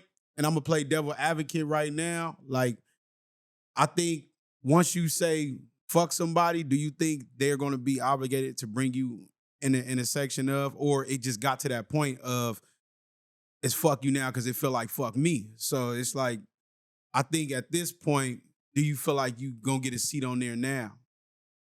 Because of like you said, if you say fuck somebody, or you feel like That's like us being somebody, if we got a homie that been asking us to get on, and we never reach out to him, and it's a real homie, you know what I'm saying? So even though that won't be, but now you feel like in your position, it's like, nigga, damn, like, nigga, what's stopping you from allowing me to get on when I'm watching you allow everybody else to get on when it's easy just for a nigga to pull up? For a nigga to pull up. So my thing is this. I want to say I'm going to be on regardless. On this, I'm gonna talk be your on back shit. on Figg regardless. Talk your shit. I don't care if I got to just pull up with Smack and strong on my way through the door one day and you don't know I'm coming. Talk your shit. Like my nigga said, it's disrespectful. Don't pull up with nobody, but who gonna stop me? Right. Talk your Okay, shit. okay. I'm Little Blue Rag, 52nd Street. Come ask about who gonna stop me. But the thing about it is that being respectful without taking it to, that shit, because this will be, after this era, it'll be a conversation in the hood later on. Right. That ain't got nothing to do with this. It'll be who been this conversation. And it'll be a couple conversations. That's why I said let me. And then the next time I come back on the show, I'm gonna tell you about what happened then. You know what I'm saying? Yeah. But my thing is this: I could really care less if I'm back on Figg or not, because I just pulled off of 51st Street. I'll go to the nigga mama house. I'll pull up where a nigga eat food and kick it, and we'll have these conversations about what's going on in the street, in the world, and this and that. I don't need to be on your specific platform to engage with you as an individual and talk and be proper and all these other type of things. Now, to what you were saying about, well, since you saying fuck him, you think he gonna let you on this shit now? I'm not saying in a sense. I'm speaking from a perspective of me looking at it and putting myself in somebody else's shoes. If somebody get to saying, if you saying fuck viral way, it's zero chance. I don't care if That you know you my gonna come brother on or here. not. If Right. you know, and if my brother feel like he can bring you after you saying fuck us and Now, do what all that, happened? nigga, I'm saying we just gonna have to get it like Bro, Tyson in that but what moment. just The happened with moment bro academic- bring you in the But door, what- we gonna have to get it like Tyson. what And did brother I'm just not. say? If the cameras blew out, bro gonna be hot at What me. did, It's what gonna be did what it's Cuzzo gonna just be. say about academic? Huh? What did you just say I'm about not- DJ hold on, Academic? Let him get it off. Let him get it off. Learn me a lesson. What you just say about DJ It's Academic? content, Hey, look, bro. hold They on. just That's got it. content. So, I'm missing it. Let him get it So- off. Hey, he No, missed no. it. Listen, bro, we're This not regular. doing that. It's content shit. Yeah. Nah, We we not. finna- This but is beyond No, that. but no, we No, not because doing that. what I'm saying we is gonna what charge did for you what it just say is. about DJ Academic? Niggas started a beef. It seemed like it was something that was real, something that was valid, and then next thing you know, niggas is motorboating and pouring Hennessy in niggas' mouths in the section on some weird shit. You know what I'm saying? So fast content show. we don't never understand. Hey, bro, hey. No, I'm listen, We bro. don't No, 'cause never look, so the reason- Now the thing about me is, Nah, the thing reason about- I'm saying, because that's like, it leads to like lazy It's an excuse. podcasting pretty much. Yeah. And it's like giving excuses where Oh, it no. might not be because, hey, bro got a point. Nigga, if I'm from back on Figg. Now, nigga, right now, what's I real? gotta What's getting fucking- real? That's why I said let me yeah, slow, let me because navigate listen, that a little You bit. feel the passion in how Go ahead. So why do you want to be somewhere where you're not wanted? Like, if Nah, they- if they- it's Hold on, let him answer. Go, Let you him right. answer. I understand like what everything that you said was valid. You know what I'm saying? I'm just a viewer, but everything that you said was valid. But it's like he spoke on earlier, like some people just not on that frequency. So what you on, a person showing you they're not on what you on. You know what I'm saying? They're not receiving or even willing to put you in that light because they don't value what you're doing. So it's like, if you already letting me know what side you on, nigga, I don't even want to grace your show. You feel me? Because you don't want me there anyway. Right. You're right. You're right. If I walk into a store and they tell me that I don't want to serve you because you 6'2", then fuck them. I'll go to the store next door. You know what I'm saying? And buy from them. I'll patronize them. I'm not gonna patronize and put into things that don't reciprocate the energy that I'm trying to put out. I fully understand what you're saying. But I think the deeper thing about this is the environment we're talking about. This is where I come from. This is where I was born. This is where I was raised. This is where I put my life on the line for. I've been in the hospital 5 times behind this Uber shit. You know what I'm saying? And unfortunately, I wasn't, I was a crash test dummy. You know, I was the non-think, go run into the burning building. Don't care if it fall down on top of you. And because people understood that I was that type of soldier, they could administrate that. So as I'm looking at now at this scenario that's been created around what I was bred and born in, it's not so much about being a part of something that doesn't want me a part of it. It's about I am it. I am this that you're talking about. There is no this without me. Now, I ain't Hoover. I know that may sound like he's saying, well, damn, act like he's saying he Hoover itself. No, but as an individual who has put in blood, sweat, and tears, not only in the community on the negative side, but those I've been out feeding the people. I've been out at the schools, at the toy drives, me in traffic. I've done a lot of things to uplift my community from the 50s to the 100s between Vermont and Figg. You know what I'm saying? And it's kind of like you help make ice cream and then the ice cream truck come through, but he won't stop in front of your house. You know what I'm saying? But you help make the ice cream that they serve into that neighborhood. So in essence, I'm speaking up on it not to, regardless of, I want you on there or I don't want to be on there. We're talking about the essence of understanding about taking your shit from where it is now and upping it, not as to unlike the viral way, but having an understanding that the door should be open for everybody to come in and speak their piece, to come in and exhibit who they are, and especially for somebody who's from the home turf, who's on home field, who got home field advantage. You should definitely be opening your doors and your ears to that. And I'm not the only one. I'm not the only one that feels this way. I'm just the only one brave enough to come on a podcast and speak up on it and not worry about whatever consequences everybody talking about. There's nothing you can do to me that hasn't been done to me. I've been under the deepest, darkest of depths, and I've been in the highest of the highest of the mountains. I've been praised, I've been epitomized in my life, and I've been up under the jail. I've been in the darkness. I had to fight. Just a little side note. Separation when you with somebody and you have kids and you build a nuclear family and a foundation, and that person rips themselves away from that, you go into a dark place. And it can trigger many tropes of where we came from, like you were saying earlier. You know what I'm saying? Sometimes you don't mean to wake up in that instance angry, aggressive, anxiety high. So you have to do things. You have to condition yourself to change that environment and condition yourself to do it so many times that, like you said, it just start naturally happening. I'm saying, and I know it's like, well, what does he talk about? I know exactly saying, where you at. you going the right I'm way. saying all this because of this. When I say fuck this or fuck this dude and stuff like that, when they watch this, they gonna know exactly what I'm talking about. Just like when I told Smack what I told him earlier. I told him when me and AD talked. Me and AD talked after he put out that put out his response to what I said about our song. Me and him talked. And you know what he said? He said, I see what you're doing. And that's why I responded. Negative, positive, or whatever, he at least took the opportunity to acknowledge me.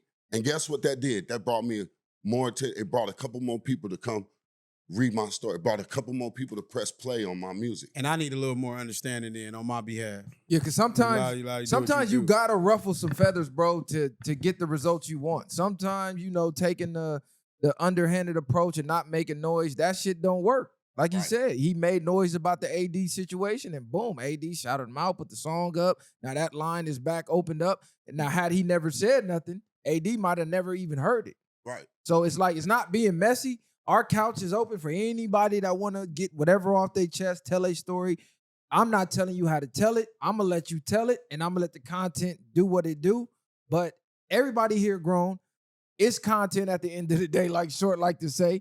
But, I mean, some shit be realer than content sometimes. Yeah, because everybody here grown, but sometimes I know me. Sometimes I know myself. I can get besides myself, and my awareness might not be as 100% sometimes as it could be or where it's not. Not saying yours is not. You light years ahead of me in certain senses, but sometimes I feel like me as who I am, I might want to just make you aware of what's going on. I know you are aware, but sometimes like me, same business is same business, and Hoover business is Hoover business to an extent, depending on where you're going. But sometimes I can get outside of myself, and you know what I mean? Where we get to a point like, damn, I probably could have just chilled out a little bit after once I was already in that moment. So it wasn't nothing me trying to do too much. It was me trying to still. No, it ain't no gang, baby. We talking about podcast. No, we talking about the street aspect come in from it the street aspect because of what like you just said. You are from Hoover, so that conversation. That's why I said that conversation will be had after this. No, exactly. And it was had before. It's like if we would have named the podcast "This So Insane Podcast," and then the homies that's doing shit positive, like writing books, and we just ignoring them. Like, hold on, cuz the podcast is insane crip. Nah, nigga. exactly. Fuck is you talking about? Yeah. Nigga, I got shot 5 times for the set. Right. I did 20 years for the 15 years. What you mean I can't come promote my book? That's where it ties in. Book. Smack's mentioned in this book. So that's my point about being from the content to this, because like nigga, like you said, nigga, I am from Hoover, nigga. I really did everything I did. So your brand is my brand, like in a sense. So that's to how I'm touch looking on at what she was saying when she brought up like why you may not want to be on the why do you want to be on a podcast where you're not accepted on? Remember when we talked about the strike out there in Philly? The squeaky wheel gets the most oil. Bingo. So he's just basically saying, look, I'm of the community. I clean up the community. I've dirtied up the community. Not calling you like a trash man or nothing like that, but you've done dirt and you cleaned it up. What you're basically saying is, if I'm from over here and I do all this work over there, man, put the ones that you know that represent this community out there like that. What's the problem? What's the holdup? That's all he really trying to get at. And again, I'm not trying to get in who, you know what I'm saying? I ain't trying to get, but I understand from a man's perspective, like, bro, you got the hottest show over here back on Figg, and I'm from Figg, and Reputables can put me on. bro, what's the hold up? And Bruh, you got every right to speak on that. And this, Especially and, if I this, see and a- this for people in our own fucking backyard. We be our own worst fucking enemies, nigga. I'm saying that shit don't take nothing to have 1 hour conversation and a nigga have nothing else to say again. Even if you just getting a nigga out the way, like you said, if we got homies, nigga, and any of our homies, if you feel away, then we didn't offer that platform to everybody, nigga. From bringing Trap Lord Ross out there to inviting any nigga that wanted to do anything with us, nigga, the door been open, and if it's been closed, it's because you closed it. Like I said, you don't burn a bridge and expect us to send a boat at that point. So niggas gotta still understand it's still a two-way street. It goes back and forth, it goes hand in hand. And if niggas feel a way about certain things, that's a conversation to have. On, like you said, on the podcast. These are conversations to do as men that things can be hashed out. Niggas ain't gotta move like women and have secret animosity about shit. That's the thing I don't like. That's the one thing that irritates me about content is when people throw rocks and then be like, it's just content. Yeah, this ain't just content at that point to me. Then niggas gotta let me understand, it's just content. Give me the layup ahead of nigga. times, you know what I'm saying? I'm an out content and content nigga. So Yeah. I'm not, I don't give, listen, I've already detached my personal feelings from it completely. Nah, for sure. I don't even care. Like I said, the content gonna do what it do. Like Short said, the squeaky wheel gets the oil. So hey, if you want the oil, you gotta make some motherfucking noise, especially if I'm sitting back and I'm watching the biggest platform say, fuck your platform, and conspiring with your lifetime op, and then the next week I see y'all in the VIP section chilling. Hell yeah, I'm gonna feel a type of way. Like, hold on, nigga. But the homie, and then the homies. The homie, like Then the I'm gonna homie feel see, away. but then the homie see you, and you see him every day on the normal. You know, I do stay out of state. You know what I'm saying? But when I do come into town, I'm coming back on Figg. You know what I'm saying? And just like this morning, at about 8:30 this morning, when I got the text to come through here, I was pulling up on 51st, and there is smack. This is something that would happen regardless if they had a podcast or not. Mm-hmm. I'm going to be involved with these individuals. And so the squeaky wheel is squeaking loud, and I'm going to get louder, and I'm going to get shakier. And if you better hope I don't fall off, because when I fall off, the whole shit stops moving. Facts. When the back wheel fall off, you can't go no further. You know what I'm saying? You got to call somebody to come fix it. I am not genuinely begging or asking for anything, but I am going to show the work that I put in, and I'm going to show it to a point to where I feel like it's acknowledged. And when it's not acknowledged, when you got somebody working with everybody that's working around you, and you still kind of with your back turned to them, well, guess what? I understand what you're saying, sister. Well, if they got their back turned to you, then walk the other way. Find somewhere else to go. But in the same room that we all got to sleep in, I'm not going to deal with that every day. I'm not going to continue to look at a situation, whether it be a platform, an artist, or in my own life, where I'm ever going to sit there and just accept the bypassing. I am here. J. Real the Realist is here. You're going to hear me. I'm hotter than 70%, 80% of the niggas y'all come on these podcasts and rap and on these rap radars and all these places. You're trash. You have no bars. You have no standing. You don't talk about nothing that promotes growth and development. You talk about weed, guns, excuse my language, pussy, things that you do not have in abundance and you do not have constantly. So I am tired myself of the fake falsities. I'm tired of you trash ass rappers getting on here, and I'm talking about rap now because that's my bag. No, that's what I am. You know what I'm saying? I do the movies and I write the book and all that, but I'm a rapper, and these dudes is trash. It's about 2 or 3 dudes, even in my city right now, that I fuck with on this rap shit. The rest of y'all are trash, but because you got connections or you got to kind of, you know, you've been here for a minute, you know what I'm saying? You able to ride that wave. You know what I'm saying? I know y'all waiting on it. YG, trash. Garbitos, Basuro. Never understood why this nigga had a platinum anything. Trash. He made no commercial bars hits. at all. Game trash. Red Rose, white ceiling. Red Rose. No. Yes. Give me this game trash. Let me see the Basuda. Hold on. I'm gonna Red say Rose, this. white ceiling. No, Trash. I can't let you get off the game trash. slander. Hold on. I gotta stop you right there. Rico. That's the homie. He hard. That's crazy. No, you can't do that. No. Shots fired. I can't let you do the game. I can't let you do Game the dope. Bro. Game ain't music. never been hard. homie. Game was No. hard. No, game dope. Game one of the Game ones. was No. hard. Game Start from did. scratch. Documentary Game classic. did good business. No, classic Game one of the album. ones. Game did good business. Game had good music. Game was able to take advantage No. of his surroundings, Bro. his homies in his hood, and people who supported him, and he was able to excel himself. No. I Game will one run of the him. ones. I Game one of will the run ones. Tell him, get me. He got 16. Game He got more than 16. He got Game 100 Listen, bars. no, 300. that's what I'm saying. 300. He got 24 hours to respond with a 16 that I will desolate him on. I don't, man. Come on, bro. Come I will on. desolate Come him on. on, cuz. Game. Mr. LA Confidential, LA you got Confidential, 24 bro. hours to respond with your trash ass bars. Shots fired. Trash. Hey, look, Never. let him get And it that ain't got off. nothing to do with no hood stuff. Hey. And I got, because I Jay respect. Will. And Let I him know get it do. off. No, Jay Will. Trash. But by you saying all that, you know they gonna want you to spit one of your hottest 16 Come on, bars man, now. bro. Right Because now. at this point, When? because at this point, When? she don't know your music, and you got to make her believe she about to Bro. go to. Tell him right now. She about to Call go back me to. a man, 'cause No, These listen. niggas They is call- trash. and Y'all I still was buying. just finna say, I used to want to be a rapper, and the fact that he said I got more songs than I got this, but I don't know any of your music. Right. And what did I So- say my trope was?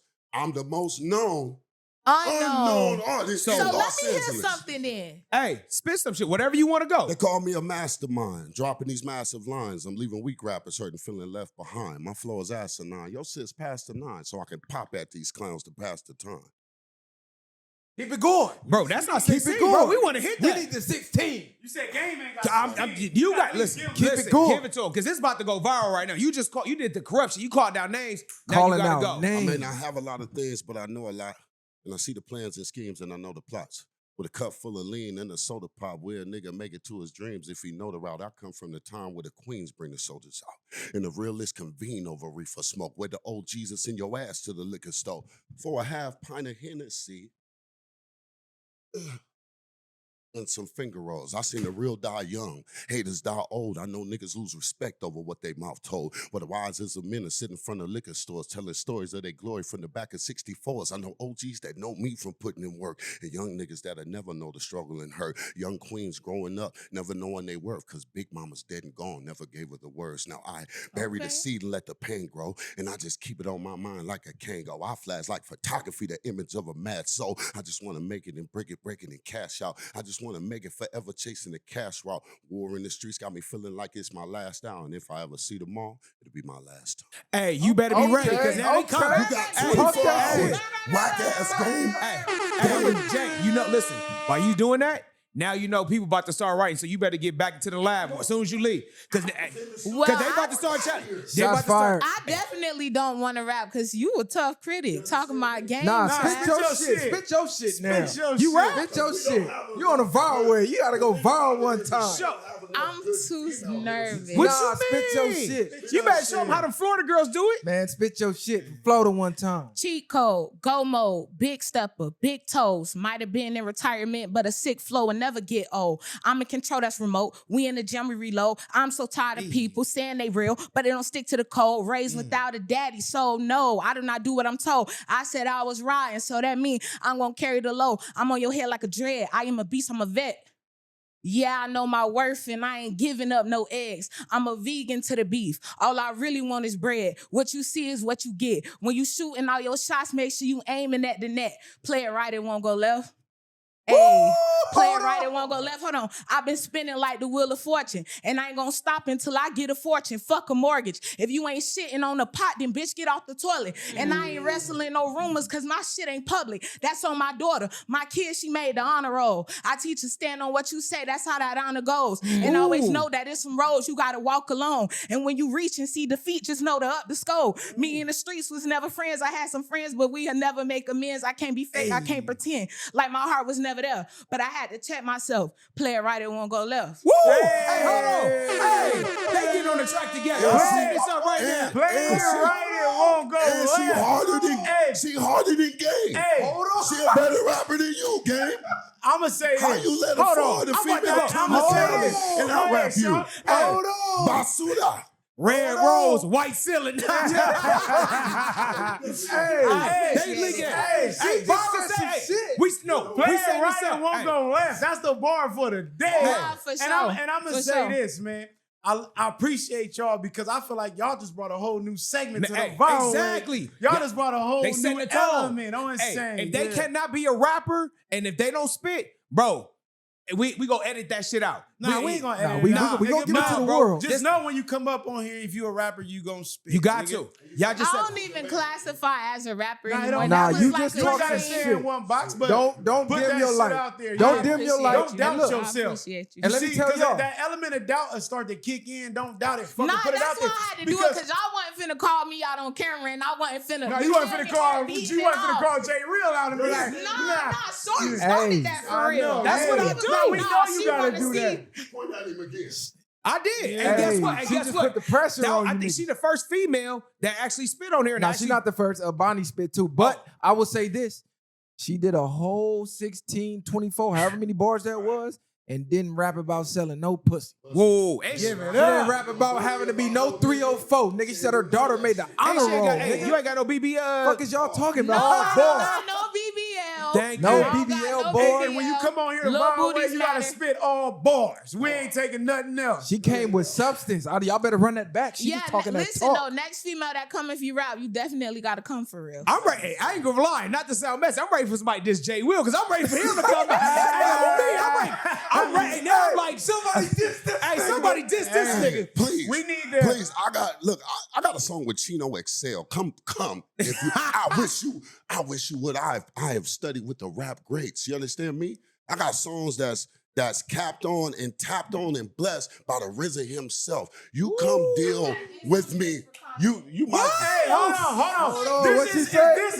This is right now in the making. And The it'll be Viral better. Way Challenge. And it'll we be need a J better. Real diss. Let's go. At the Let's Viral go. Way At the Podcast. Viral Way. Let's go. At the Viral Way Let's go. Podcast. Let's go. I need the women and the men. We need the women to diss both of them. Oh, Both of them. wow. No, Yeah, let's don't go. diss her. Listen. No, don't diss No, her. please She did don't some shit. diss Not, me, not, cuz. not, not I in the- want it. Not in Bring the, it here. Not in the diss track. Right, yo, But this look- for her, for me. No, yes. And Because I'm not- going to eat your. not No, this- my no pen homo. work No, now. No, we My don't pen say listen that to no what more, I'm huh? saying. Listen to what I'm saying. I don't want a diss track in that sense. I just want a freestyle. Y'all at them. They're at the Viral Way Podcast Challenge. Come on. Right. Come out, Challenge put y'all accepted. put y'all Challenge bars up. accepted. Look, Put your Challenge bars up. accepted. whoever put their best bars up, I'm gonna diss y'all. Ah. Yeah, I'm gonna bring that out. I'm gonna come out with a freestyle, and Show gonna come after me. Right. Yeah. Easy, regular. Definitely. Yeah. Hey, that's Hey, I'm gonna tell you this. That's It's the easy regular one. now. That's we just stepped up a whole new level. It's Yeah. regular now. It's And we gonna regular. add their Instagrams. Y'all Oh, seen it first. Y'all seen Hey, it come on first now. On the Viral Way. Get your bars up. Get your bars up. Get your Look, bars they got up. me Y'all ready seen to it turn the first on the Viral motherfucking Way. beat on in this Oh, bitch. don't do You that, know? man. Hey, Don't and do they that. did it a cappella. Come on, Now, man. fact. It's different when you can do it a cappella. It's different when you can do it a cappella.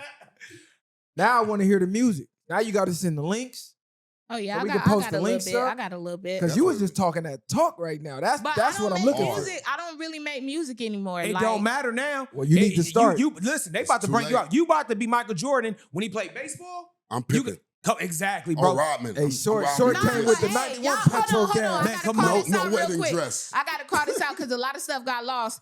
Y'all ain't catch that, but on the Viral Way, He said we finna work. So we Oh, got definitely. something coming. That's locked We in. got something Bingo. coming. That's locked We in. I got got the beat in something my coming. phone before we leave here. We gonna Yeah, have that. send The that, beat gonna send be that. sent to Look, you and I everything. leave on Tuesday. Viral so rate to be- records I leave coming on, your I leave way. here on Tuesday. Viral so to rate be records real with coming you, your way. You get me the beat, I might have Hey, some shit y'all before I might even y'all get up might out get of him to here. get out the way. In short, like when Martin was the love matchmaker, he putting shit together right now. Man, it's about to be viral rate records Hey, with it, I'ma bro. make sure he get the manager royalties when Man, shit listen. go to rolling in. A&R. I got you, Hey, so. and just once again, though, I appreciate the platform and, Nah, facts. and the ability to come on and express Hey Jay, myself as an can artist. I tell you something know real what I'm talk? Not to saying? cut you off, but this right here, this is an alley-oop. And this is what we talk about right here. None of that backdoor talk about behind a nigga behind your face, none of that. And I'm not trying to diss nobody, but this when we talk about alley-oops, where Right. we grew up from, how I come up, an alley-oop is looking out for yo, bro.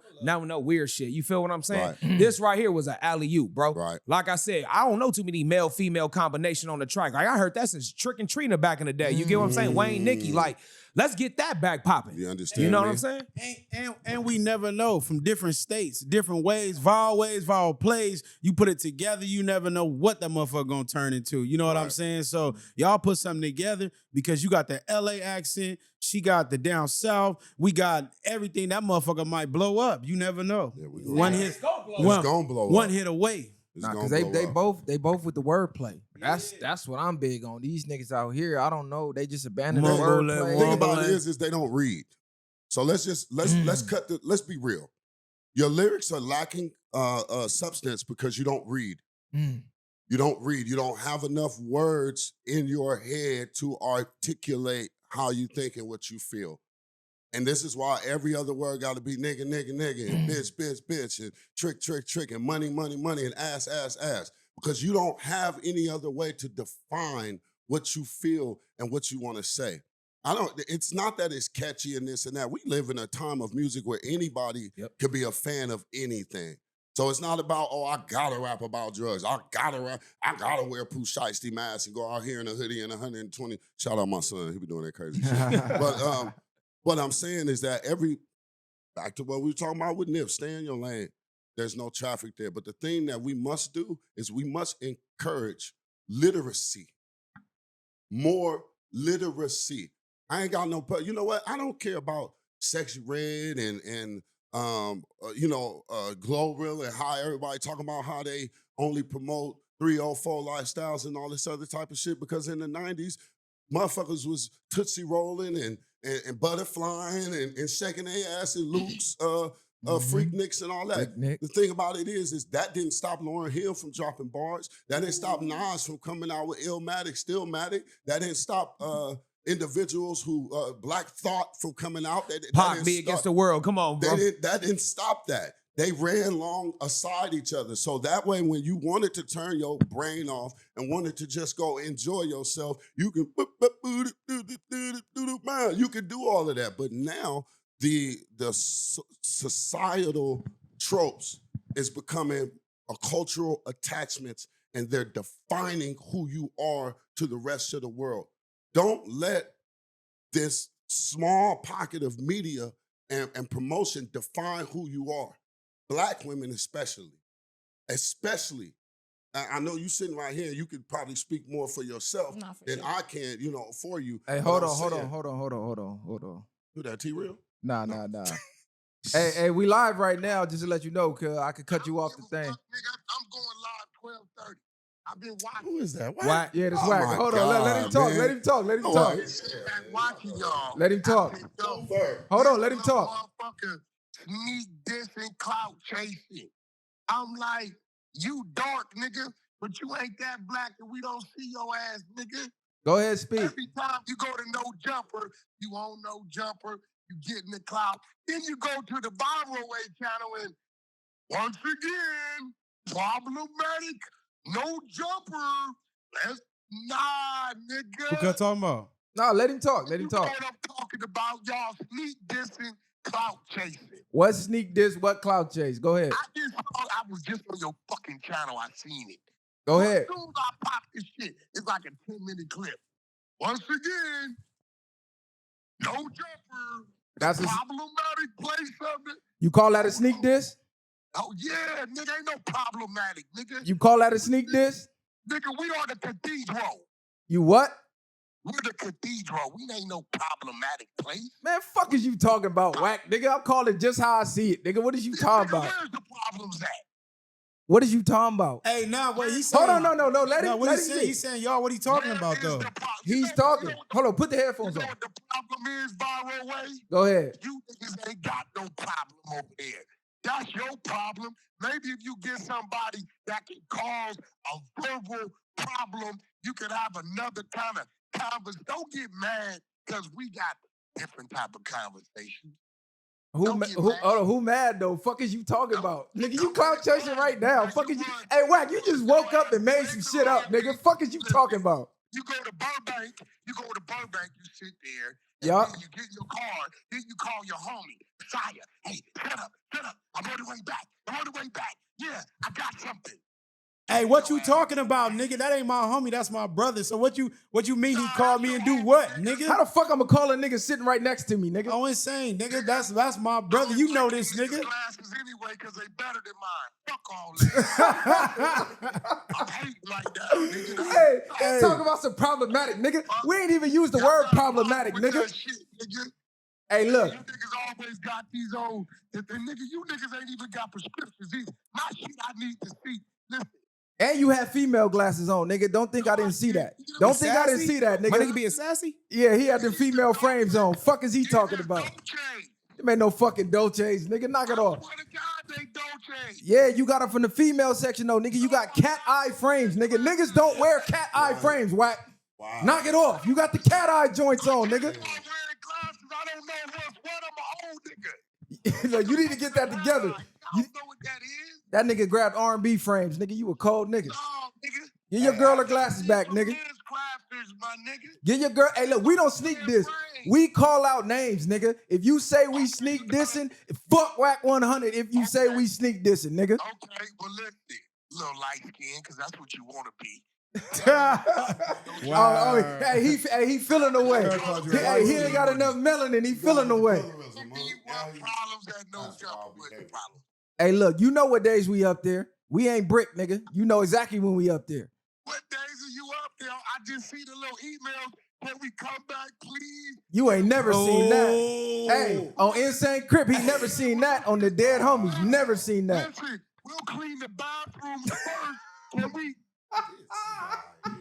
What's going on? Hey, you can't put that on Power Rule, lying ass nigga. Before you, little nigga. Yeah, I can put that on Crip, though. You ain't never seen that. Oh, you cleaned the bathrooms before. Come on, cuz. You up there getting treated. Never, nigga. Hey, actually, hey, tell Wax say when the next time he gonna be on Plug Talk. Oh, hey, when that nigga gonna be on Plug Talk? Cause right now it's getting sassy with the glasses. Hey, they got him lined up for Plug Talk, huh?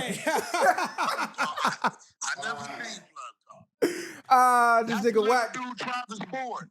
Travis Ford is he dude. I don't know. That's some Crip shit. He a Crip. Nah. They said you lined. Shit, they got you lined up next. No, what they said? Travis Ford is a Crip. He did it. Y'all seen it. I ain't seen none of that. What you talking about? Street. I just want to know what problems we got in No Jumper though. Whatever problems you want to have, whatever we can have. How about that? Want, nigga, hey, look, this how we can put it.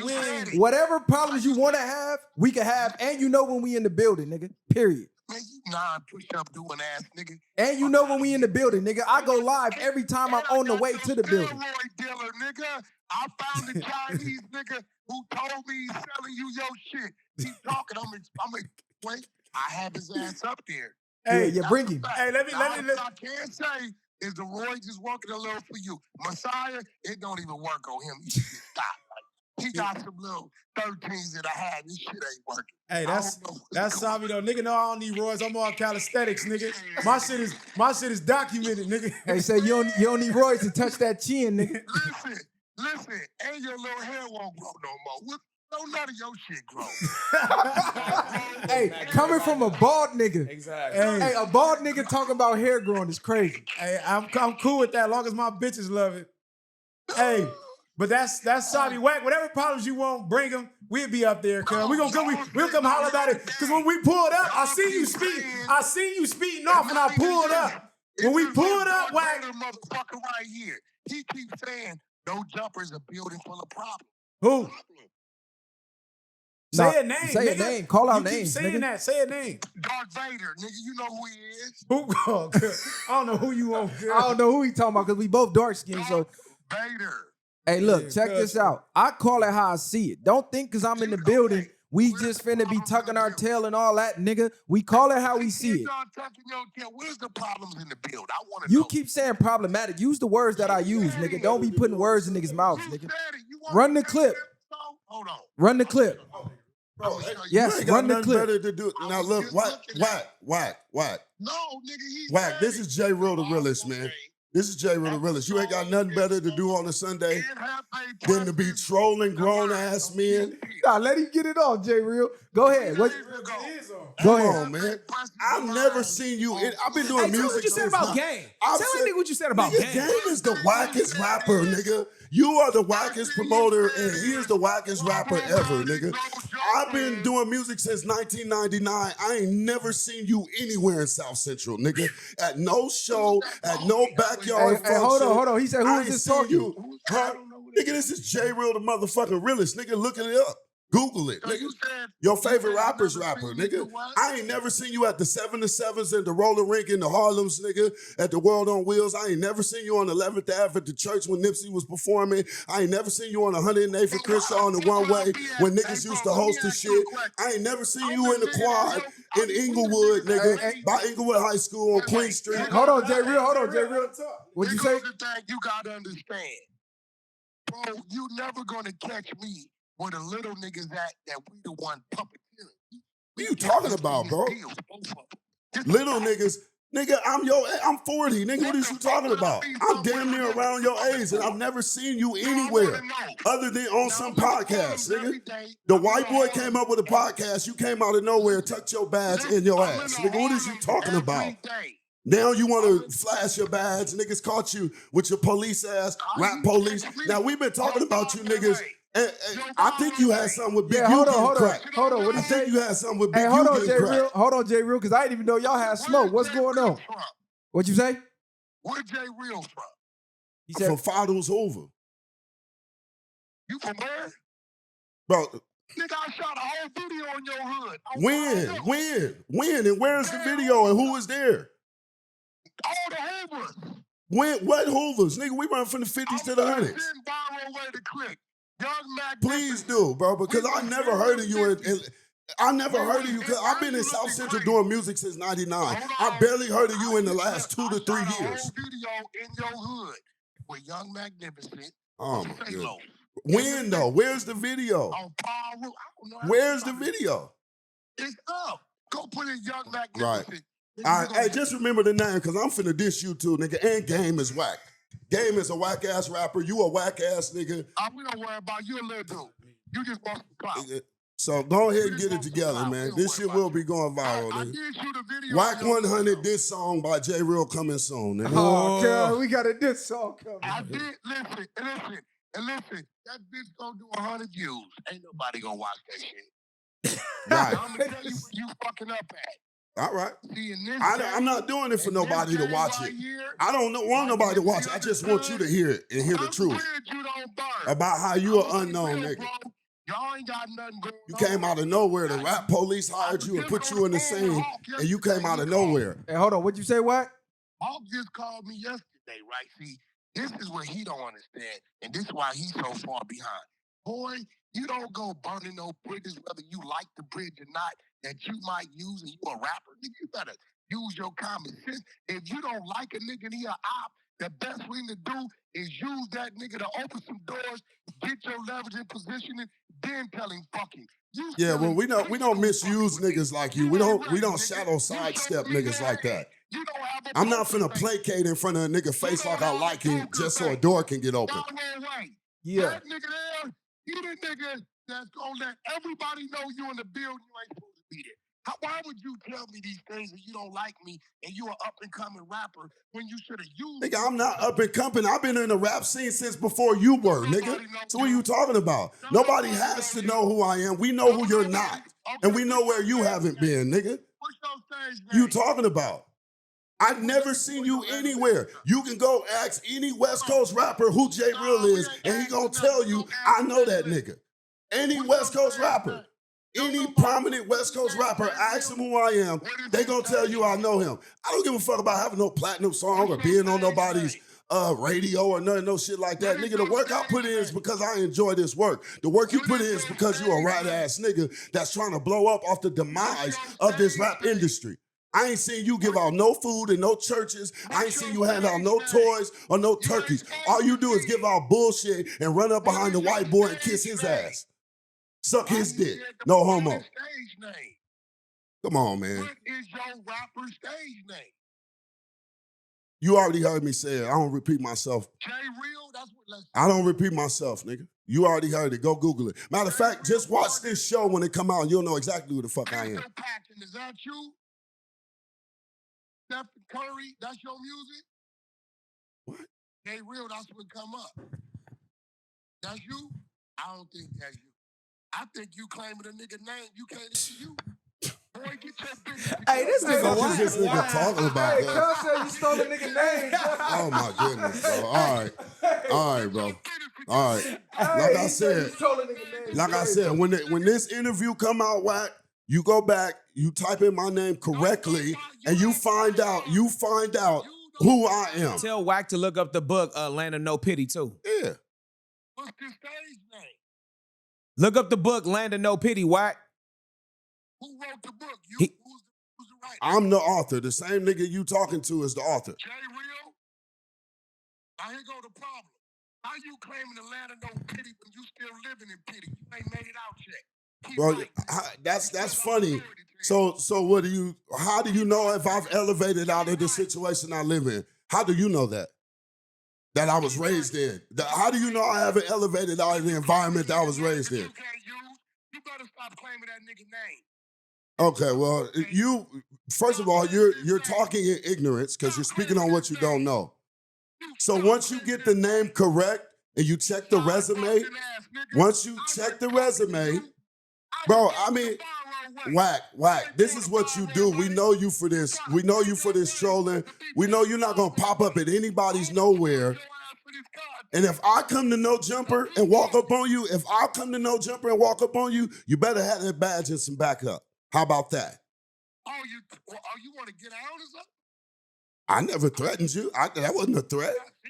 That wasn't a threat. And I didn't say I wanted to get down. I just said when I walk up on you and I say my name, you're gonna know who the fuck I am. Have your badge.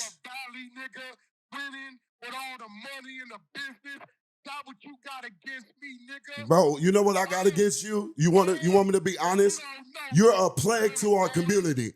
You reinforce the negative stereotypes of the African American hip hop community. You reinforce the negative stereotypes. Then you swing on the dick of a white man and laugh and incriminate other black people. You gossip and you put people in jail behind gossip. You and a white man have teamed up to try and incriminate hip hop artists in this industry. And you just came out of nowhere. Nigga, I've never heard of you anywhere ever. Why you got a badge? You don't put people in jail? So don't people who wear badges put people in jail? Don't people who wear badges put people in jail? Yes or no? Don't people who have badges put people in jail? Why you don't want to answer the questions? Why you just because you loud don't mean you right, bro. I said, do you have a badge, brother? I'm saying, do you have a badge? So people who wear badges take people to jail, don't they? Oh my goodness, man. All right. But he gone, so he can't tell us that was your nigga. All right, well then you make it known. You make it known.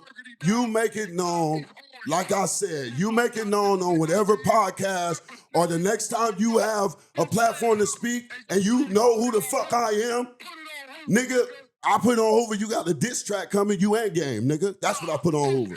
How about that? Diss track coming, nigga. So go hire your rapper, go hire one of your rappers, or go get 4 extra with his 9 fingers or 7 fingers to go write a diss track, nigga. Go do something. Whack ass nigga, you got the right name, homie. Got it right Have a now. groovy day.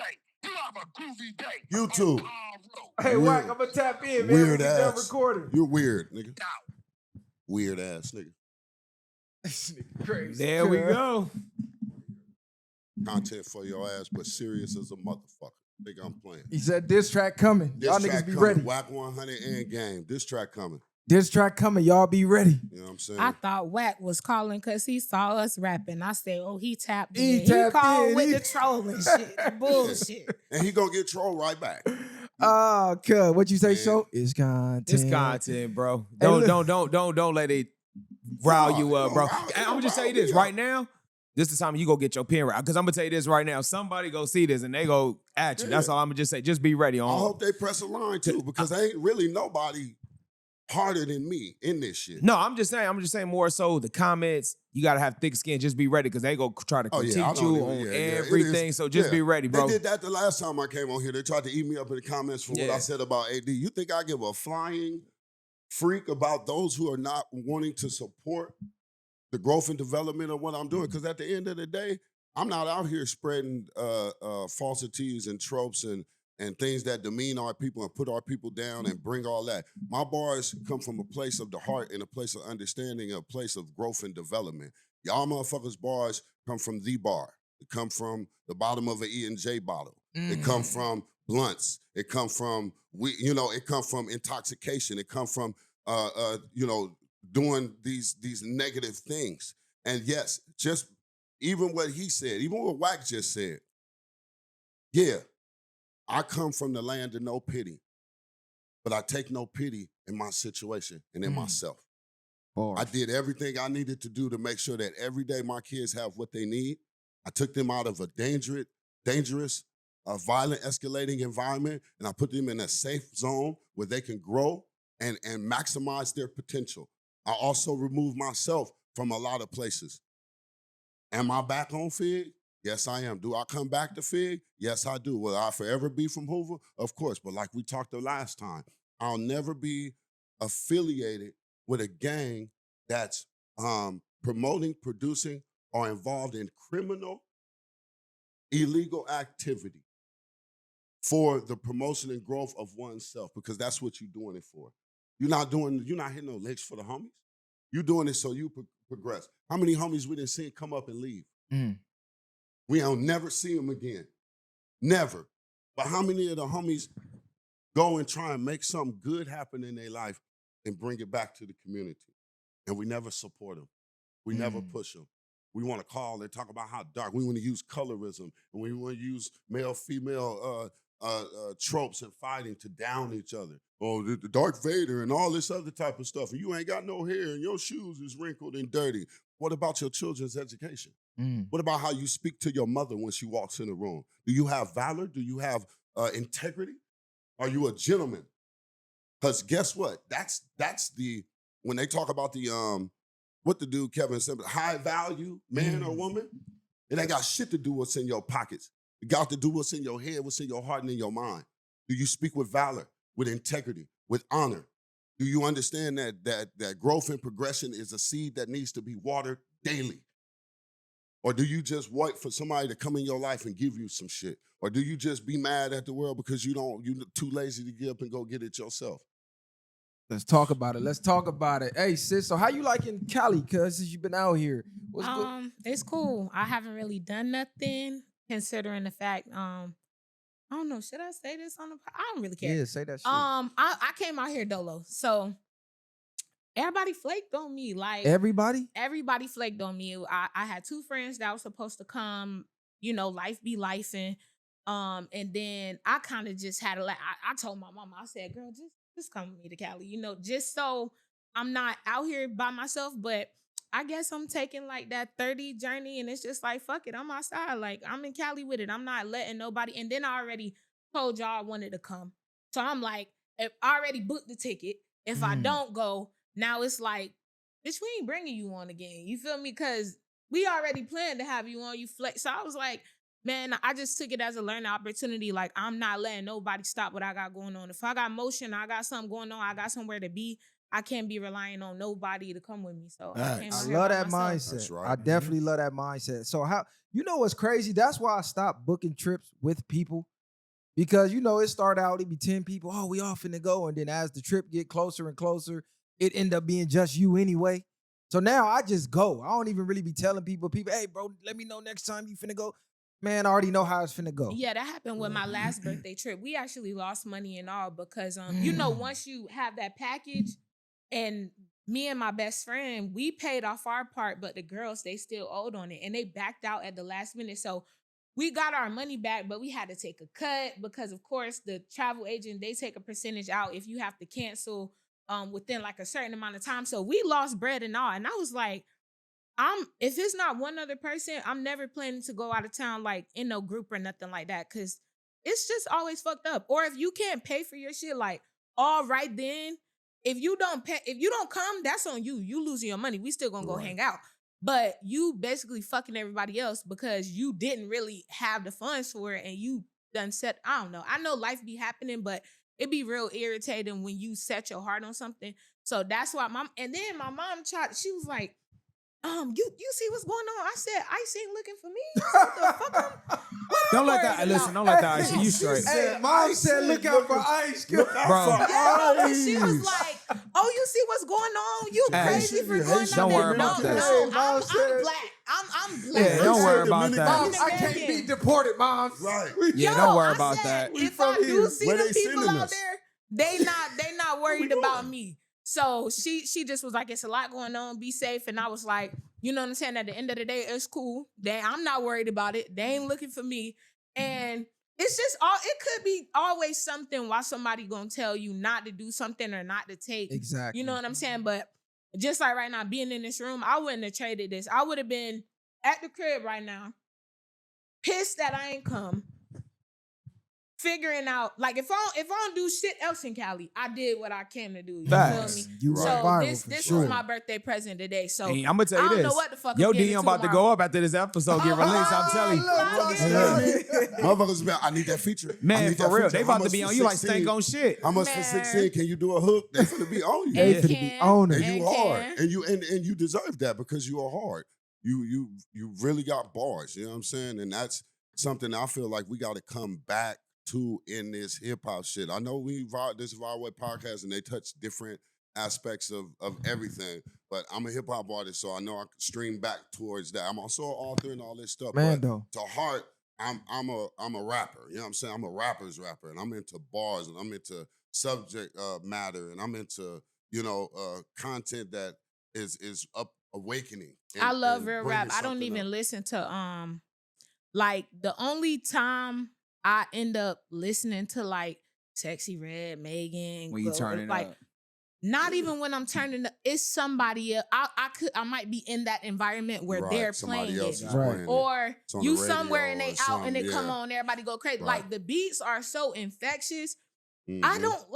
don't like them. But the beats, like I'll literally just play the beats so I can rap on the beats because it's like they beats be so hard. Mhm. But the music is just so low vibrational. And I feel like sometimes when I listen to it, when I get into like, cause I get inspiration from the beats, but when I get into like my writer's bag, I realize like my lyrics are more sexualized because these are the things that I'm internalizing right now. And the beat got the hoe already on the beat. She already put the sex, the voodoo, the spirit of judgment, but she already put it on the beat.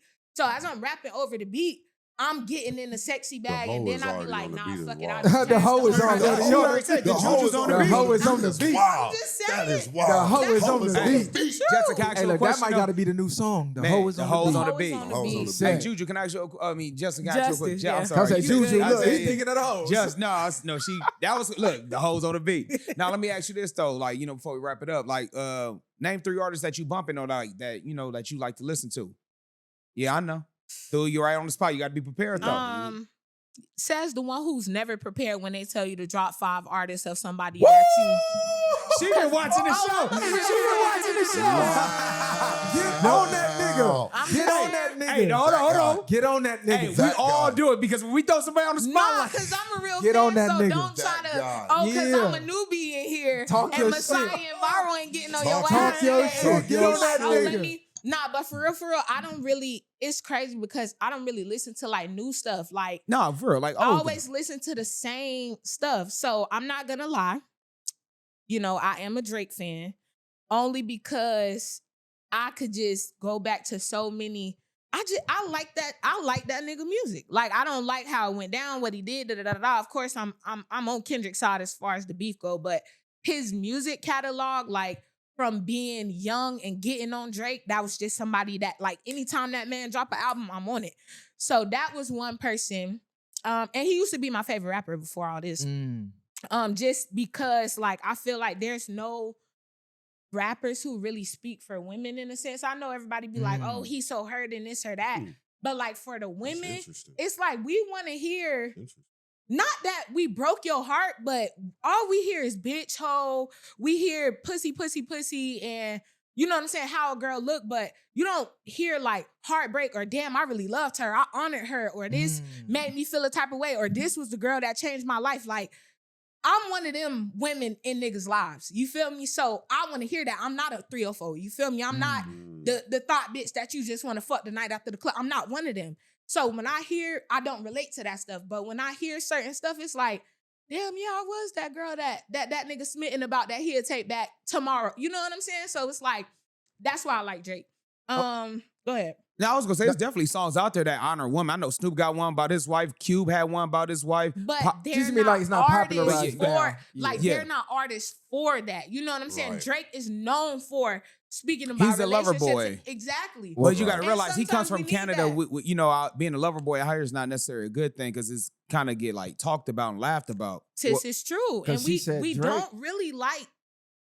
It's not we don't glorified. really- It's not we cool to don't be a really lover's like boy. lover boys. That's why Yeah. I said Drake was close to me, because you still want to hear it sometimes. I get it. You don't Right. really have no other artist that you could really go to and be like, that nigga always talking about bitches. Like in a good way or a loving way. It's not like that. It's like, who else? Who else can you say? Well, Kendrick got a few songs. No, go ahead. No, I was just gonna say like Kendrick. I can name artists who have songs as far as albums dedicated to the lover boy. No, I think Drake is the one who does it, but I can think of songs. He's off the- definitely the poster boy for the lover boy. Yeah, for so sure. I'll that's give why you I that. like him. Oh, didn't Wale? Wasn't Wale kind Yeah, of Wale was that. Wale was once upon a Wale- time. The up and comers, you don't. Yeah, you Not not upper companies. I'm just more so thinking like kind of people that we could have listened to, like who was on that. I know Wale was for sure. Wale was. Yeah, Wale. Wale. Lotus Flower. Yeah, he was. You get what he I'm was. saying? But his run wasn't like a long span like how Drake run was. Well, It's like can we he say might have had a T-Pain? few T-Pain has a songs. few songs for the ladies. But I'm sprung, how you get me. I'm just saying I'm yeah, just it's like they drop them here and there, but they're not dedicating no projects to no bitches. Like you'll get a song or two. You know what I'm saying? I mean, he had hits though. I mean, these I are mean, hits not that bitches, people I'm were sorry, singing. women. I'm Look, just she saying. like. Sound like I'm in y'all- love look, with a she like stripper. bitches. But I'm just saying, he said, I'm sprung, You know I'm what in love with a artist y'all stripper. didn't Nah, that's mention? true. Who There's that? stuff J. Real, the there, you realest? know what I'm saying? Shout out Real to J. got Real. 4 R&B albums out. Oh, I see? drop a R&B album dedicated to women every February 14th called Real Love, RealLuv, with editions 1 through 4 out, and every single song on there is dedicated to women, to love, Boom. some to heartache. Hey, he might be some my to what favorite we rapper do. Look, later see, on. look, Right? hey, look, y'all What can. I do is I take other artists, R&B artists, hip hop artists who move that way, and I put them on the project. So every project is about 4 or 5 different artists, and we dedicate each song to women, That's to real lit. love, and dedicate some songs are, I'm sorry, I love you, I messed up. Some songs are, the traditional Right. I want you to be my girl type of song. But every year, February 14th, I drop a Real Love, Volume 5 coming next year. Okay, Well, look, that's y'all lit. can get a project going. You feel me? And And now I was dedicated just to the getting ready to ladies. say, Y'all it get the sounded like collab. something we might That's I a mean, because collab what y'all project talking right about there. is probably Create what that. other people Right. ready to hear. I mean, y'all speaking Right. from an Nah, for real, untapped Right. market that needs to be reached. Nah, that is true. Right. Next artist, go ahead. You No, was no, gonna go say ahead. No, finish your three. something? So you said Drake. Drake. I really feel like I 3 is not enough because Well, I'm I just- don't have no favorites, but I love Tink. I feel like she's super underrated. I really, really like her. She's a singer, but she's a rapper too to me. Okay. So I like her, and Round out the 3. I'ma just go with Pop. Okay. Ain't nothing wrong with that. That's my like, favorite that's- rapper's come on, office. that's- Hey, can't never go. Never gets old. He always Yeah. gonna be in the What's your top for favorite me. rapper? Favorite album by Pac? See? album? Yeah, just favorite album. Probably Ambition as a Rider. Okay. No, that's a song. That's a song. That was on All Eyes on Me. All Eyes on Me. Well, this let's one. say All Eyes on Me. Don't. Yeah, think we ain't gonna do no Apocalypse Now history. is- Nah, because since Drake your favorite artist, what you think about what he just said at his concert? What he said? So he says, I'm going to quote him too. He says, London rappers are the best lyricists in the world. No disrespect to America, but nobody in the world can out-rap London rappers. This is the highest level. This is what I aspire to be. So since I got two American rappers here, I need to see what y'all, you feel me? What you think interview was about? over. Nah, hell no. I'm about I to say, don't even know that's any some shit London you close rappers. the caption in and close the No, no. actually, I don't even. the Do y'all hell? know any London artists? I do. I for have him- songs with a couple people out of Listen, South shout out to London. London, but rap is D-Rilla. Black American culture. So you got to think about the magnitude of what he said. He says London rappers are the highest level of lyricism in the world. So think about everybody in your top 5. Nas, Jay, Jay, Pac, Pac, Nipsey, Snoop, whatever. Snoop. Like, He's they're saying better than London them. is light years ahead of them, and that's who he aspires to be. He just trolling. Yeah, That's gotta that be. lover He's boy just shit y'all trolling be because saying. no, Gotta be. listen. I told y'all, me and Drake fell out, so y'all can't. I'm just saying, back in the past, I had to be real of who I listened to a lot. But he trolling. You gaslighting because you lost the Americans. So now you trying to. You feel me? Reach across for the it. pond. Yeah, Right. you You're going trying across the- to extend because you know you're international. So it's Right. like, let me glaze the London people so I could try to build a following there and get them on my trail. Oh, now I aspire to be like y'all. Bro, Yeah, if not none at of all. this stuff happened with Kendrick, you would have never said that, fam, because you Canadian and you came over here to get right. Ooh. So, come on. Ooh. And why She you is ain't go to correct. London? If She that's is what you correct. aspire to be, why you ain't go to London? Why you came over here? Shout you out to already the know London what artists. time it Shout out is. to the artists in London, though. Shout out. I No, got we a get couple that. No, homies, yeah. D-Rilla and all of that. I know a lot of cats that do rap in London, but I don't even think they would admit to that. I think they would even say that, you know, Bro. I feel like even they're hip-hop trying to is get an over here. American seed. It's American. It's like blues or jazz, anything like that. That's It like started- an obese American talking about they the best sumo wrestler. Bro, go to Japan with that. Like, Right. certain Like, people knock just it own off. certain Yeah, cultures. I think it's just Like, just trolling come on, that man. one. Like that don't, and that's not a, like I said, it's not a diss to London rappers or anybody that's doing anything like that. What I hope doesn't happen is what happened with the actors. So what I mean by that is how most prominent American movies that you see with leading roles are people from London, people from England, people from France, but they just use their American accent and they play Idris Elba. Idris Um, Elba, you Snowfall. know, Snowfall, Franklin, Snowfall, you his know, name, yeah, and Franklin. which was, you know, The dude from rendition Get of- Out, he did. He's Right. yeah. Now these individuals we know, and this has been a complaint from American actors for a long time. These people come over here and they take the roles. You know, why hire somebody from London to play somebody from South Central? You know, when Is you it when you cheaper? could just go to South Central. I don't know if Is it's it cheaper? And grab Because what somebody. would be the I what is don't the know. reason It's like a behind backhand. that? I don't know. I think it's because I gotta look into I that. think it's because of how the background is, like the schools they go to and the education in arts. So and, you and saying stuff that they're like that. better actors? Or in a sense. do you I, think- I think that it's kind of like saying, well, if I go get a doctor's degree and you got a doctor's degree, who's a better doctor? You know, it's kind of like it's not a better actor, but I think if I went to your doctor's office and you didn't have a doctor's degree and I went to mine and I had doctors, who you gonna go with? You gonna go with the person who has the degrees? and Maybe has the background. maybe the check-in culture has something to do with that. Like if I'm making a movie or a show about South Central and then I'm using people from South Central, now the gang feels obligated to be a part of it. Now you got the gang showing up to the set. That now could you be got true. the gang. Hey, you want to shoot in our neighborhood? We gonna tax you. Like, you know, they did the scene in in Training Day. Like, of course, you gotta have the bounty hunters in there now. Right, Oh, you right. doing the scene in the Jordan Downs? You gotta have the grapes in there. You doing one in the jungles? You gotta have the BPS. Because Come on, honestly, exactly. if the pay is the same, it's like, why are they is doing that? that? Yeah. I'ma say like this. you said, Well, I'm maybe the pay it now. is different. But maybe the no, pay is because the different. euro's typically worth more than the US dollar, so they'll technically be cheating themselves if they're. Nah, they from gonna get you. American Well, no, pay. But I'm saying, not but- pay as equal as dollar amount, but pay like getting Denzel Washington might cost you $20 million. Well, yeah. But if you go get Idris Elba for $6, You know, it may be cheaper You know what because I'm they're not saying? known in the States, so it's kind of like when they first come out, it's like okay. It's But So- if you look online, they've been fueling this American versus the UK for a minute. So I think Drake he gets on whatever's popping in the Bandwagon, algorithm, yeah. he gets on gets that. on it. That's been going. You've been having UK artists saying, hey, we'll fuck over the Americans, get your 5 best rappers, let's do it. You've been having American rappers saying, hey, it's up and it's stuck. So now Drake seeing that, and American rappers low-key turned they back on him with the Kendrick beef. Now he's trying to, I'm Canadian anyway. Sound like you Kendrick said. is a nomad, like he just traveling whoever. Bro, except- that's what it sound like. Whoever will say fuck Kendrick, he gonna go sign with You him. gonna But go bro, with him. why Yeah. didn't you come in talking that rhetoric when you first started your career? Because that's not what he was on. Not at all. Obviously, You was in Atlanta, the nigga. music industry built the beast, and then now it's just like he just scrambling. No, at we this about to point. wrap it up. we Trying to finna wrap it up salvage anyway. any Part of his. I just was giving y'all career. as much as y'all, Hey, because I y'all from out of appreciate it. town. So Yeah. we gonna run Appreciate to the you. battery run out. You Yeah, feel I me gotta, for y'all? I gotta go do a rehearsal for a shout out to everybody that's being a part of Force History, a new movie I'm gonna be in coming out soon. So I gotta go over it right now and do a rehearsal. Yeah. for that. Nah, do your thing. I'm gonna let you out. You feel me? Hey, I'll we gonna let have her a wrap happy it up. birthday to Text my just. number Yeah, I before you got you. leave. Let's go. so Hey, that come on. you Before get we that end, nigga. information. Var away. Make Wait, sure- hey, look. I Like, wasn't finna subscribe. end it. I was finna let him go because she Make might sure want to y'all get some get more that. bars off. Land of No Pity, a South Central story.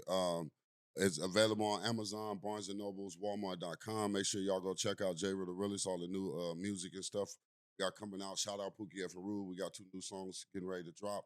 And yeah. Look for that diss record coming soon. Oh yeah, that's Facts. coming. Game and WACK 100. That's y'all ass. Hey, WACK is coming soon, nigga. And a collab.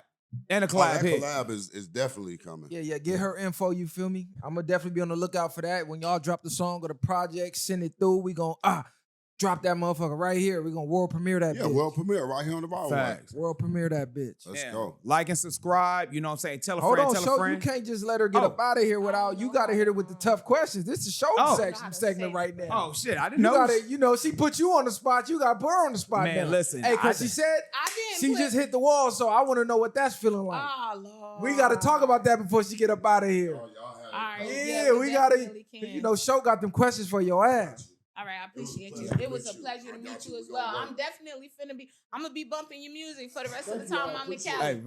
All right, for sure, bro. I appreciate you, man. Be safe. All right, Mr. 5200. 9. Yeah, y'all see us. Yeah. Gonna run it out. Okay. With all the what is. All right. So you out here in Cali, right? I'm here. All right. So what type of niggas you looking for? You looking for the gang banging niggas? You looking for the city boys, the lover boys? Because everybody come out here for a hood nigga. So you want a Crip nigga, blood nigga, Damu? You want a... Honestly, is it a difference? Oh, it's a big difference. Well, I think it's far away and nowhere, right? So you Yes. know That what type part. of nigga I want if that's the case. Woo! Power. Um, No way. I Talk ain't to gonna him. say it or whatever, but y'all What you read mean? between Talk y'all to read him. between the lines. Read between the lines. But honestly, I'm getting older. Like I'm not a little girl, so it's not like. But you in I'm Cali, though. You on chasing- vacation. Yeah, but it's like if I don't hang out with a nigga that I'm here, it wouldn't matter. What? I swear to God. So you coming out here to Cali, not trying to get no attention, and you cool with that? It's not that I'm not trying to, but I'm saying like I'm not chasing it. You know I what I'm feel saying? I came out here to catch a vibe. Literally, like that's what I'm telling you. I have no plans. So if I go somewhere and the nigga be like, "Oh, let's blah blah blah," I'm with it. Like I'm cool with it. Open. But I'm not looking for it in a sense. Like that's not what I came out Because here for. when niggas go out of town, we looking for it. Mhm. I'm like, oh, I'm in New York. Let me try to get one of them Yeah. New York Dominicans. Or Nah, I'm in facts. Florida. Let me get one of them. Like we look, it's like a Pokemon. I'm Yeah. trying to catch Catch one. 'em You all. feel me? But it's like, I don't know, as a woman, you just out in the streets catcalling? Some women do, Yeah. some women don't. I done been on vacations where they doing the same thing. I could have conversation and you know, like I'm in Cali, so as far as I'm concerned, like I want to be social because I'm more like reserved, but it's kind of like, okay, you out here by yourself, like don't be weird. But then again, I don't know these niggas. I don't know what they got You going can on. lie. I don't know who you beefing with, whatever. Like, nigga, we ain't no tents on the rental. You know what I'm saying? I don't know what y'all niggas got going on. So I'm not no little girl no more. Like, I'm just not, bitch, I'm on the block. Nah, bro. Nigga, I gotta make it home back to my baby. I don't give a fuck about none of this. You feel me? Take me to Roscoe's, bitch. Take me to the beach. Don't go to Roscoe's. I Don't go go to to don't go to Roscoe's. Go to Roscoe's, just don't go to the one PNB Rock got hit. Yeah, that's the one on Main in Manchester. Don't go to that one. All right, cool. Go to the one right here in Long Beach. Yeah. All right, that's On a downtown bet. Long Beach. That's a bet. That one's smooth. But I just, I don't know. I don't know. Some of Check y'all out a have too rooftop much going vibe. on. Check out a pool party type thing like that on the rooftops. You know what I'm saying? That's where you're going to kind of want to be at. Everything All right, else, cool. it ain't going to be your speed. Like LA ain't what it used to be no more. Bro, I was just out last night. I was trying to, move around, and it wasn't hitting like it used to. Yeah. Say that. Like, the spots that is hitting now, they got some grown and sexy shit. Don't get it fucked up, but you low-key need reservations and shit. It ain't no just walking And in. it's hella expensive out here. Oh, well, man, listen. It's crazy. You preaching to the choir right now. It's crazy. Yeah, I was so bad. I was researching the hotel for 3 days just because who the fuck finna pay all that for parking every day? Like, nigga, I'm not paying no 70, 80, Dollars 55. a day. I end up finally just settling for some shit. I think it's like, it was like 30 a day or something. I was like, all right, that's decent. But then come to find out, it's like a resort casino type of thing. So I get valet anyway. So I was like, all right, that's a bet. But I'm trying to make sense of this. Like, I'm damn near paying for parking what I paid for the room tonight. Like, I was like, damn, LA is crucial. Oh, it is. That's come why. out That's here, I why. don't know. Man, hell I'm no. the type of nigga, I scout the, Talking hey, they about got what street type of parking nigga I'm over looking here. for. Man, Nigga what? with I a don't little- mind walking. Hey, because you know it's cold. Some be having no in and outs. That's the worst That's part. the shit I hate. Hold on, They cuz. You charge could come in one time, you One can't come back. time, Yeah, no. where the fuck was I at? They had one. It was like $80, and you come in and out one time. It might have been Miami. I Like, know once you Miami leave, for a it's fact. over. Yeah, Miami. That's what this reminds me of. This reminds me of like Brickell, South Beach area. Like, you can't barely go to a corner store and park and not pay. Like, but when I'm in South Florida, it's like I just go down there sometimes. Like, I don't have to live down there. And I went to the dispensary, and they told me like how much everything was. But then when they told me the price, I'm thinking in my mind like, what? Like, that don't even.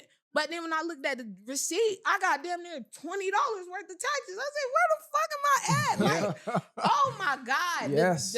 The tax is higher than the Gas weed I prices just went bought. up on July 1st. Yeah, it's yeah. ugly out here. Yeah, Why you think it we got is. so many OnlyFans and shit like that popping out here for these California girls? Definitely man? don't get no gas nowhere near downtown LA. None. No, and by the freeway either. Any entrance by the freeway, avoid those gas stations too. They always jack up the prices. Okay, that's Definitely a bet. jacking up the price. That's a bet. That's a But bet. yeah, we got to get you somewhere lit for your seat that you can't come all the way to Cali and not, you feel me? Nah, facts. Bring that shit in the right way. You Facts. So definitely what are gotta things bring you it in like the to right do way. then?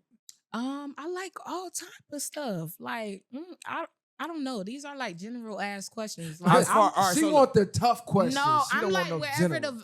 long as it's a good vibe, good food, good music, good energy, I'm not really tripping. But I do like black shit too.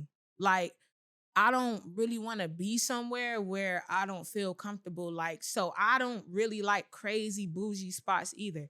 Because it's like, number one, y'all probably finna turn me around because I don't even wear heels. I'm 5'9.5". Heels Damn, for you what? 5'9"? 5'9.5". Hey, I'm gonna So say it's her like, feet. She do got nice toes too, fellas. I'm gonna just let y'all know. I'm a toe inspector. I've been looking. The toes. so is Did on- you get your the toes pedicure is done done. out here, or did you got to no, back in She where got I was 'em at. Oh, yeah, man, listen, because I'm gonna tell you this right now. Some of these nail shops down there, $100 pop. Boom. Oh no, you're 50. not even leaving the nail shop under $100. Period. Yeah. Anytime you go get your nails and feet done, 100 or better. Yeah, easy 100 call. or better. Period. Don't let that gel be the extra 15 for the Nah, for women, man. sure, Listen. for sure. Listen, The maintenance of listen, I'm gonna tell you, the maintenance of a woman is higher than a motherfucker. I couldn't even imagine that I shit. damn near spent just getting myself together what I spent paying for everything. Oh Like, my god. It get It was the pricey. trip. It get. No, I'm saying the maintenance for myself. Yeah, just to Yeah. get it everything Hair, right. What the nails, fuck lashes, the all trip that. be for the hotel, the car, Yeah. and it's not cheap over here. But honestly, I feel like I'm not gonna say I do hair, but I went to cosmetology school. I was dual enrolled back in the day, so I graduated from 2 schools. But So look, not to cut you off, but we like down to the last minute. We down to the wire. I wanted to run the whole thing out. all right, Thank I you for appreciate coming it. out. We definitely gonna keep in touch. Send Facts. that music over. Send that J Real collab sure, track over. for sure. If we ever in Miami again, which we will be, we will definitely I be love back Florida. in Florida. Look, you see So, Tampa Bay. I love Florida, you baby. feel me? We gonna connect out there and tap in, and you know, you gotta show us around Florida. You know, Facts. Nah, for sure. gotta get one of them slingshots and just ride down What? Collins real quick. Come you on feel me? now. I'ma That part. swerve on Far that. away or no way, y'all know what's going on. Shout out all of our way members. Y'all know, tap in, tell a friend to tell a friend. We finna get up out of here. Shout out to the homegirl for flying out. You feel me? Celebrating her C-Day with the guys. As always, go ahead, let them know, man. I'm gonna let you do the outro for yourself. It's your girl Justice. I do a lot of things, but no capping allowed. And I just appreciate y'all for allowing me to come out here and chop it up with y'all. And it was definitely a vibe. So I definitely want to come back out here. Y'all add me on Justice Amani on IG. I got another IG. It's just Alante. I'm pretty sure they'll put it in the tags and all that. Mando, she do a lot of things, man. We gonna find out. Far away. Bang! Ain't no handouts, I did it from the ground up. In the streets, thugging hardest when they found us. Got a problem, nigga, watch my troopers mount up. My bitch is bang too, and you a lame though. You niggas ain't outside, yeah, we came through. You want your lights up, we put you on the shade.